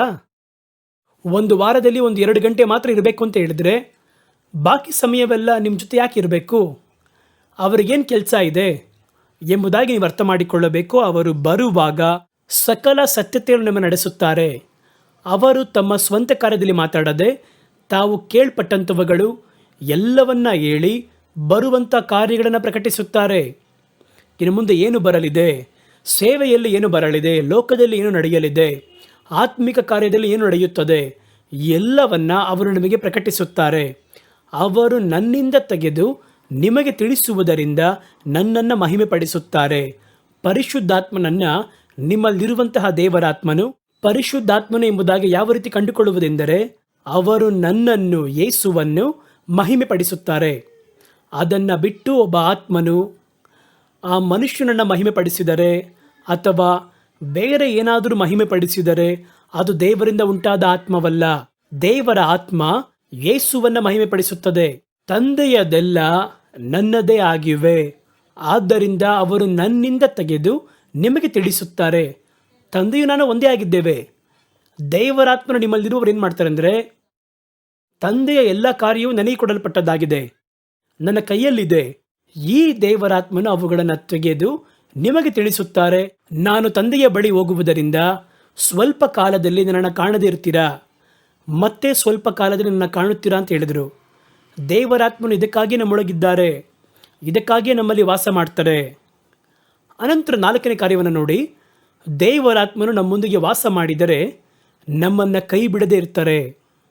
ನಮ್ಮ ಜೊತೆಯೇ ಇದ್ದು ನಮಗೆ ಯಾವ ಸ್ಥಳದಲ್ಲಿ ಸ್ಲಿಪ್ ಆಗ್ತೀವಿ ಗೊತ್ತಾಗಲ್ಲ, ಯಾವ ಸ್ಥಳದಲ್ಲಿ ಬೀಳ್ತೀವಿ ಗೊತ್ತಾಗಲ್ಲ, ಯಾವ ಸ್ಥಳದಲ್ಲಿ ಎಳುತ್ತೀವಿ ಅಂತ ಗೊತ್ತಾಗೋದಿಲ್ಲ. ಆಗ ದೇವರಾತ್ಮನ ಜೊತೆಗಿದ್ದು ಹಾಗೇ ನೋಡುತ್ತಲೇ ಇರ್ತಾರೆ. ನಿಮ್ಮ ನಡೆಯನ್ನು, ನುಡಿಯನ್ನು, ನೀವು ಮಾಡುವ ಪ್ರತಿಯೊಂದನ್ನು. ನಿಮ್ಮ ಕಾಲು ಜಾರುತ್ತದೆ ಎನ್ನುವ ಒಂದು ವೇಳೆಯಲ್ಲಿ ನಿನ್ನ ಹಸ್ತ ಹಿಡಿಯುತ್ತದೆ ಅಂತ ಹೇಳ್ತಾರೆ. ಹಾಗಾದರೆ ನಿಮ್ಮನ್ನೊಬ್ಬರು ನೋಡ್ತಾನೆ ಇರಬೇಕು. ಯಾವಾಗ ಎತ್ತುತ್ತಾರೆ, ಯಾವಾಗ ಜಾರುತ್ತದೆ, ಯಾವಾಗ ಎದ್ದೇಳ್ತೀವಿ, ಯಾವಾಗ ಓಡ್ತೀವಿ, ಯಾವಾಗ ತತ್ತರಿಸ್ತೀವಿ ನಮಗೆ ಗೊತ್ತಾಗೋದಿಲ್ಲ. ಸತ್ಯವೇದ ಹೇಳುತ್ತದೆ, ಅವರು ನಮ್ಮಲ್ಲಿ ವಾಸ ಮಾಡುವುದರಿಂದ ಅವರು ನಿಮ್ಮನ್ನು ಕೈ ಬಿಡುವುದಿಲ್ಲ. ಜೊತೆ ಇದ್ದಾರಲ್ವಾ, ಹೆಂಗೆ ಕೈ ಬಿಡ್ತಾರೆ? ಏನೋ ಹೋಗಿ ಹೋಗಿ ಬರೋರಾಗಿದ್ದರೆ ಅವರು ಬರುವುದರೊಳಗೆ ಏನೋ ನಡೆಯಬಹುದು. ಜೊತೆನೇ ಇದ್ದಾರಲ್ವಾ, ಅವರು ಕೈ ಬಿಡದೆ ಇಡ್ತಾರೆ. 1 ಅರಸರ ಪುಸ್ತಕ 6ನೇ ಅಧ್ಯಾಯ 12-13ನೇ ವಾಕ್ಯವು ಹೇಳುತ್ತದೆ, ನೀನು ನನ್ನ ಆಜ್ಞೆಗಳ ಪ್ರಕಾರ ನಡೆದು ನನ್ನ ನೀತಿ ನ್ಯಾಯಗಳನ್ನು ನೆರವೇರಿಸಿ ನನ್ನ ಆಜ್ಞೆಗಳಿಗೆ ಅನುಸಾರವಾಗಿ ನಡೆಯುವ ಹಾಗೆ ಅವುಗಳನ್ನು ಕೈಗೊಂಡರೆ ನೀನು ಕಟ್ಟುವ ಆಲಯದ ಕುರಿತಾಗಿ ನಾನು ನನ್ನ ತಂದೆಯಾಗಿರುವ ದಾವೀದನ ಬಳಿ ಹೇಳಿದಂಥ ಮಾತನ್ನು ನಿನ್ನ ಬಳಿ ನೆರವೇರಿಸುತ್ತೇನೆ. 13ನೇ ವಾಕ್ಯ ಹೇಳುತ್ತದೆ, ಇಸ್ರಾಯೇಲ್ ಪುತ್ರರ ಮಧ್ಯದಲ್ಲಿ ವಾಸ ಮಾಡಿ. ಇದೇ ಮುಖ್ಯವಾದ ವಾಕ್ಯ. ನಿಮ್ಮ ನಡುವೆ ವಾಸ ಮಾಡಿ ನನ್ನ ಜನವಾಗಿರುವ ಇಸ್ರಾಯೇಲನ್ನು ಕೈ ಬಿಡದೇ ಇರುವೆನೆಂಬುದಾಗಿ ಹೇಳ್ತಾರೆ. ಅದು ಇಸ್ರಾಯೇಲಿಗೆ ಹೇಳಲ್ಪಟ್ಟಿದ್ದು ಮಾತ್ರವಲ್ಲ, ಇಸ್ರಾಯೇಲ್ಯರ ನಡುವೆ ವಾಸ ಮಾಡುತ್ತಾರೆ. ಅವರನ್ನೇ ಕೈ ಬಿಡದಿದ್ದರೆ ಕರ್ತನು ನಿಮ್ಮ ನಡುವೆ ವಾಸ ಮಾಡ್ತಿಲ್ಲ, ನಿಮ್ಮೊಳಗೆ ವಾಸ ಮಾಡುತ್ತಾರೆ. ಮಧ್ಯದಲ್ಲಿ ವಾಸ ಮಾಡುವ ಜನಗಳನ್ನು ಕೈ ಬಿಡಲಿಲ್ಲ ಅಂದರೆ ನಿಮ್ಮೊಳಗೆ ವಾಸ ಮಾಡುವ ದೇವರು ನಿಮ್ಮನ್ನು ಹೆಂಗೆ ಕೈ ಬಿಡ್ತಾರೆ? ದೇವರು ನಿಮ್ಮ ಮಾರ್ಗ ಪೂರ್ತಿ ನಿಮ್ಮ ಜೊತೆಗಿದ್ದು ನಿಮ್ಮನ್ನು ಕೈ ಬಿಡದಿರ್ತಾರೆ ಎಂಬುದಾಗಿ ಸತ್ಯವೇದ ಹೇಳುವಂಥದ್ದಾಗಿದೆ. ವಾಸ ಮಾಡುವವರ ಬಳಿಯಲ್ಲಿ ಕರ್ತನು ಯಾರ ಬಳಿ ವಾಸ ಮಾಡುತ್ತಾರೋ ಅವರ ಬಳಿಯಲ್ಲಿ ಕರ್ತನ ಮಹಿಮೆ ಪ್ರಕಟವಾಗುತ್ತದೆ ಎನ್ನುವುದರ ಕುರಿತು ಯೋಹಾನ 1:15 ಹೇಳುತ್ತದೆ. ಆ ವಾಕ್ಯವು ನರವಾತರ ವ್ಯಕ್ತಿ ಕೃಪೆಯಲ್ಲಿಯೂ ಸತ್ಯತೆಯಲ್ಲೂ ತುಂಬಿದವರಾಗಿ ನಮ್ಮಲ್ಲಿ ವಾಸ ಮಾಡಿದರು, ಅವರ ಮಹಿಮೆಯನ್ನು ಕಂಡೆವು. ಕರ್ತನು ನಿಮ್ಮಲ್ಲಿ ವಾಸ ಮಾಡುವುದನ್ನು ನೀವು ಅನುಭವಿಸಿದರೆ ಸಾಕು, ಅದನ್ನು ನಂಬಿದರೆ ಸಾಕು. ನೀವು ದೇವರನ್ನು ಕಾಣುವುದು ಕಷ್ಟವೇ ಇಲ್ಲ. ನಿಮ್ಮ ಪ್ರತಿ ಕಾರ್ಯಗಳಲ್ಲಿಯೂ ಕರ್ತನ ಕ್ರಿಯೆ ಮಾಡುವುದನ್ನು, ಕರ್ತನು ಮಾತಾಡುವುದನ್ನು. ಕೆಲವರು ಕೇಳ್ತಾರೆ, ದೇವರು ಮಾತಾಡಲು ಕೇಳಲು ಸಾಧ್ಯವ? ಯಾಕೆ ಕೇಳೋಕ್ಕಾಗಲ್ಲ? ಅವರು ಪರಲೋಕದಿಂದ ಮಾತಾಡಿದ್ದನ್ನು ಹಳೆ ಒಡಂಬಡಿಕೆಯಲ್ಲಿ ಕೇಳಿದರು. ಈಗ ಕರ್ತನು ಪರಲೋಕದಿಂದ ಮಾತಾಡ್ತಿಲ್ಲ, ನಿಮ್ಮೊಳಗಿಂದ ಮಾತಾಡ್ತಾ ಇದ್ದಾರೆ. ನನ್ನ ಪಕ್ಕದಲ್ಲಿ ನನ್ನೊಳಗಿಂದ ಮಾತಾಡೋದು ಕೇಳಿಲ್ಲ ಅಂದರೆ ಅಷ್ಟೊಂದು ಕ್ಯೂಡನ ನಾನು? ದೂರದಿಂದ ಒಬ್ಬರು ಮಾತಾಡ್ತಾರೆ, ಅದು ಕೇಳಿಲ್ಲ ಅಂದರೆ ಏನೋ ಒಂದು ನ್ಯಾಯವಿದೆ. ನನ್ನ ಕಿವಿಯ ಪಕ್ಕದಲ್ಲಿ ಒಬ್ಬರು ಮಾತಾಡ್ತಾರೆ, ನನಗೆ ಕೇಳಿಸ್ತಿಲ್ಲ ಅಂದರೆ ಕೊರತೆ ನಮ್ಮ ಬಳಿಯೇ ಇದೆ. ಅವರು ನಮ್ಮ ನಡುವೆ ವಾಸ ಮಾಡಿದರೆ ಅವರ ಶಬ್ದವನ್ನು ನೀವು ಕೇಳ್ತೀರಾ. ಈ ಅಭಿಷೇಕ ಬೇರೆ ಒಂದು ಕಾರ್ಯವನ್ನು ಮಾಡುತ್ತದೆ. ನಮ್ಮೊಳಗೆ ಕರ್ತನು ತಂದೆಯ ವಾಗ್ದಾನವಾಗಿರುವಂತಹ ಈ ಒಂದು ವಾಗ್ದಾನ ನಮ್ಮನ್ನು ಅದು ಆಧರಿಸುತ್ತದೆ. ಯೋಹಾನ 16ನೇ ಅಧ್ಯಾಯ 6-7ನೇ ವಾಕ್ಯವು ಹೇಳುತ್ತದೆ, ಆದರೂ ನಾನು ಇವುಗಳನ್ನು ನಿಮಗೆ ಹೇಳಿದ್ದರಿಂದ ನಿಮ್ಮ ಹೃದಯ ದುಃಖದಿಂದ ತುಂಬಲ್ಪಟ್ಟಿದೆ. ನಾನು ನಿಮಗೊಂದು ಸತ್ಯವನ್ನು ಹೇಳುತ್ತೇನೆ, ನಾನು ಹೋಗುವುದು ನಿಮಗೆ ಪ್ರಯೋಜನವಾಗಿರುತ್ತದೆ. ನಾನು ಹೋಗದಿದ್ದರೆ ಸಹಾಯಕನು ನಿಮ್ಮ ಬಳಿ ಬರುವುದಿಲ್ಲ. ನಾನು ಹೋದರೆ ಮಾತ್ರ ಅವರನ್ನು ನಿಮ್ಮ ಬಳಿ ಕಳುಹಿಸುತ್ತೇನೆ. ಅವರಿಗೆ ಹೆಸರೇನು? ಸಹಾಯಕನು. ಈ ವಾಗ್ದಾನದ ದೇವರಾತ್ಮನು ನಿಮ್ಮನ್ನು ಪ್ರತಿ ಸಮಯವೂ ಸಂತೈಸುವುದಕ್ಕಾಗಿ ಜೊತೆಗಿದ್ದಾರೆ. ಅವರು ನಮ್ಮನ್ನು ಸಂತೈಸುತ್ತಾರೆ ಎಂಬುದಾಗಿ ಸತ್ಯವೇದ ಹೇಳುತ್ತದೆ. ಯೆಶಾಯ 66ನೇ ಅಧ್ಯಾಯ 13ನೇ ವಾಕ್ಯದಲ್ಲಿ ಒಬ್ಬನನ್ನು ಅವನು ತಾಯಿ ಸಂತೈಸುವ ಹಾಗೆ. ಎಷ್ಟೋ ಮಂದಿ ನಮ್ಮನ್ನು ಸಂತೈಸ್ಬೋದು, ಆದರೆ ಅವನನ್ನು ಎತ್ತ ತಾಯಿ ಸಂತೈಸುತ್ತಾಳೆ ನೋಡಿ, ಆ ಒಂದು ಸಂತೈಸುವಿಕೆ ಬೇರೆ ಯಾರು ಕೊಡಕ್ಕೆ ಸಾಧ್ಯ ಇಲ್ಲ. ಒಬ್ಬನನ್ನು ಅವನ ತಾಯಿ ಸಂತೈಸುವ ಹಾಗೆ ನಾನು ಅವರನ್ನು ಸಂತೈಸುತ್ತೇನೆ. ಯಾವಾಗ ಬಂದು ಸಂತೈಸುವುದಲ್ಲ, ನಿಮ್ಮೊಳಗೆ ನಿರಂತರವಾಗಿ ತಂಗಿ ವಾಸ ಮಾಡಿ ನಿಮ್ಮನ್ನು ಸಂತೈಸುವುದಕ್ಕೆ ಜೊತೆ ಇದ್ದೇನೆ. ನೀನು ಸೇವೆಯಲ್ಲಿ ಸೋತೋಗ್ಬೋದು, ನಡೆಯಲ್ಲಿ ಸೋತೋಗ್ಬೋದು, ಹೊರಗೆ ಸೋತೋಗ್ಬೋದು, ದ್ರೋಹಗಳಿಂದ ಸೋತೋಗ್ಬೋದು. ಪ್ರತಿ ನಿಮಿಷವೂ ನಿನ್ನನ್ನು ಸಂತೈಸುವುದಕ್ಕೆ ನಿನ್ನ ಜೊತೆ ವಾಸ ಮಾಡುತ್ತೇನೆ ಎಂಬುದಾಗಿ ದೇವರು ಹೇಳುತ್ತಾರೆ. ಮೂರನೇ ಕಾರ್ಯ, ಅವರು ಯಾಕೆ ನಮ್ಮಲ್ಲಿ ವಾಸ ಮಾಡುತ್ತಾರೆಂದರೆ ನಿಮ್ಮನ್ನು ಕರ್ತನಿಗೋಸ್ಕರವಾಗಿ ಸಾಕ್ಷಿಯಾಗಿ ನಿಲ್ಲಿಸುತ್ತಾರೆ. ಸತ್ಯವೇದದಲ್ಲಿ ಅವರು ಹೇಳಬೇಕಾದ್ರೆ ಅಪೊಸ್ತಲ ಕೃತ್ಯ 1ನೇ ಅಧ್ಯಾಯದಲ್ಲಿ ಪರಿಶುದ್ಧಾತ್ಮನು ನಿಮ್ಮ ಬಳಿ ಬರಬೇಕಾದ್ರೆ ನೀವು ಬಲ ಹೊಂದಿ ಯೆರೂಸಲೇಮಿನಲ್ಲಿಯೂ ಯೂದಾಯದಲ್ಲಿಯೂ ಸಮಾರ್ಯದಲ್ಲಿಯೂ ಲೋಕದ ಕಟ್ಟಕಡೆಯವರೆಗೂ ನನಗೆ ಸಾಕ್ಷಿಯಾಗಿರುತ್ತೀರಾ. ತಂದೆಯ ವಾಗ್ದಾನ 3 ಕಾರ್ಯಗಳನ್ನು ನಿಮ್ಮಲ್ಲಿ ಮಾಡುವಂಥದ್ದಾಗಿದೆ. ನಿಮ್ಮನ್ನು ಕರ್ತನಿಗೆ ಸಾಕ್ಷಿಯಾಗಿ ಮಾರ್ಪಡಿಸುತ್ತದೆ. ಲೋಕ ಪೂರ್ತಿಯಾಗಿ ನೀವು ಎಲ್ಲೇ ಹೋದರೂ ದೇವರ ಜನಗಳು ಎಂಬುದಾಗಿ ಹೇಳುವ ಹಾಗೆ ನಿಮ್ಮನ್ನು ಸಾಕ್ಷಿಯಾಗಿ ನಿಲ್ಲಿಸುವುದಕ್ಕೆ ಆ ವಾಗ್ದಾನ ಉಪಯೋಗವಾಗುತ್ತದೆ. ನಿಮ್ಮನ್ನು ನಿಮ್ಮ ಹಾದಿಯಲ್ಲಿ ನಡೆಯಲ್ಲಿ ಸಂತೈಸಿ ಬಲಪಡಿಸುವುದಕ್ಕೆ ಆ ವಾಗ್ದಾನ ನಿಮಗೆ ಕೊಡಲ್ಪಟ್ಟದ್ದಾಗಿದೆ. ನಿಮ್ಮೊಂದಿಗೆ ಯಾವಾಗಲೂ ತಂಗಿ ವ್ಯಾಪಿಸಿ ತನ್ನ ಮಹಿಮೆ ಪ್ರಕಟಿಸಿ ತಮ್ಮನ್ನು ನೀವು ಅರಿಯುವ ಹಾಗೆ ಮಾಡುವುದಕ್ಕೆ ಆ ವಾಗ್ದಾನ ನಮಗೆ ಆಜ್ಞಾಪಿಸಲ್ಪಟ್ಟಿದೆ. ಇದಕ್ಕೆ ಹೆಸರು ತಂದೆಯ ವಾಗ್ದಾನ. ಮಾತಾಡಿದ್ರೆ ಇನ್ನೂ ಬಹಳ ಮಾತಾಡ್ಬೋದು. ಆ ವಾಗ್ದಾನದಲ್ಲಿರುವಂತಹ ಮಹಿಮೆ, ಆ ವಾಗ್ದಾನದ ಅಭಿಷೇಕದಲ್ಲಿರುವಂತಹ ಶಕ್ತಿ, ಅದು ನಮ್ಮ ಜೊತೆಯೇ ಇದೆ.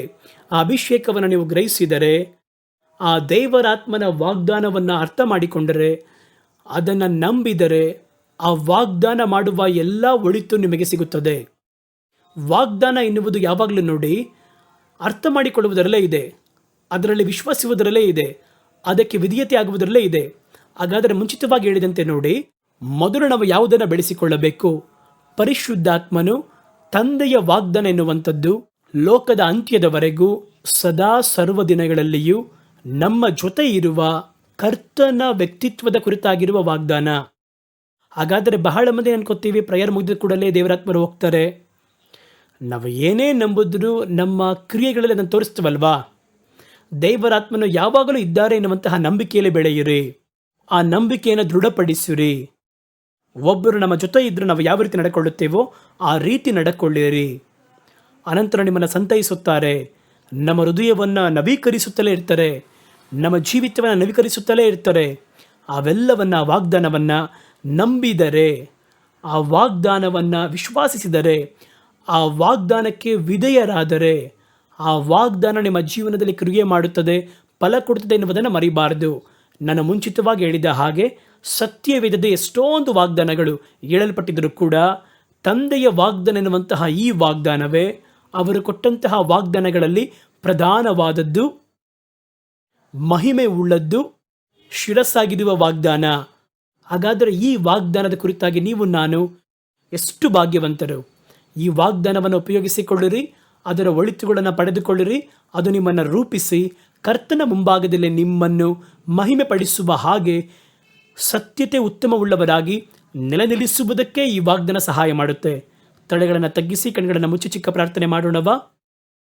ಕರ್ತನ ರಕ್ಷಕನಾಗಿರುವ ನಮ್ಮ ದೇವರೇ, ನೀವು ನಮಗೆ ವಾಗ್ದಾನ ಮಾಡಿದ ಹಲವು ಕಾರ್ಯಗಳನ್ನು ನಾವು ಸತ್ಯವೇದದಲ್ಲಿ ಓದುವುದಕ್ಕೆ ಮುಂದಾದರೂ ಆ ವಾಗ್ದಾನಗಳು ಎಲ್ಲವಕ್ಕೂ ಶಿಖರವಿರುವ ಹಾಗೆ, ಮಹಿಮೆ, ಒಂದು ಕಿರೀಟವನ್ನು ಇಟ್ಟ ಹಾಗೆ ಒಂದು ದೊಡ್ಡ ವಾಗ್ದಾನವನ್ನು ನಮಗೋಸ್ಕರವಾಗಿ ನೀವು ವಾಗ್ದಾನ ಮಾಡಿದ್ರಿ. ಎಂದೆಂದು ನಮ್ಮೊಂದಿಗೆ ಇರುವ ದೇವರ ಶಕ್ತಿ, ಯಾವತ್ತೂ ನಮ್ಮ ಸಂಗಡ ವಾಸ ಮಾಡುವಂತಹ ದೈವತ್ವ, ಈ ವಾಗ್ದಾನ ತಂದೆಯ ವಾಗ್ದಾನ ಎಂಬುದಾಗಿ ಹೇಳಲ್ಪಟ್ಟಿದೆ. ಇದನ್ನು ನಾವು ಹೊಂದಿಕೊಂಡಿದ್ದೇವೆ. ಆದರೂ ಅದನ್ನು ಪರಿಪೂರ್ಣವಾಗಿ ಅರ್ಥ ಮಾಡಿಕೊಳ್ಳದೆ, ಆ ವಾಗ್ದಾನವು ಯಾವ ರೀತಿ ಕ್ರಿಯೆ ಮಾಡುತ್ತದೆ ಎಂಬುದಾಗಿ ಅರ್ಥ ಮಾಡಿಕೊಳ್ಳದೆ ಅದನ್ನು ಉಪಯೋಗಿಸದೇ ಬಿಟ್ಟಿದ್ದೇವೆ. ದೇವರೇ, ಇವತ್ತು ನಮ್ಮ ಕಣ್ಗಳನ್ನು ನೀವು ತೆರೆದಿದ್ದೀರಾ. ಕರ್ತನ ರಕ್ಷಕನಾಗಿರುವ ದೇವರೇ, ಆ ವಾಗ್ದಾನವನ್ನು ನಾವು ನಂಬುತ್ತೇವೆ.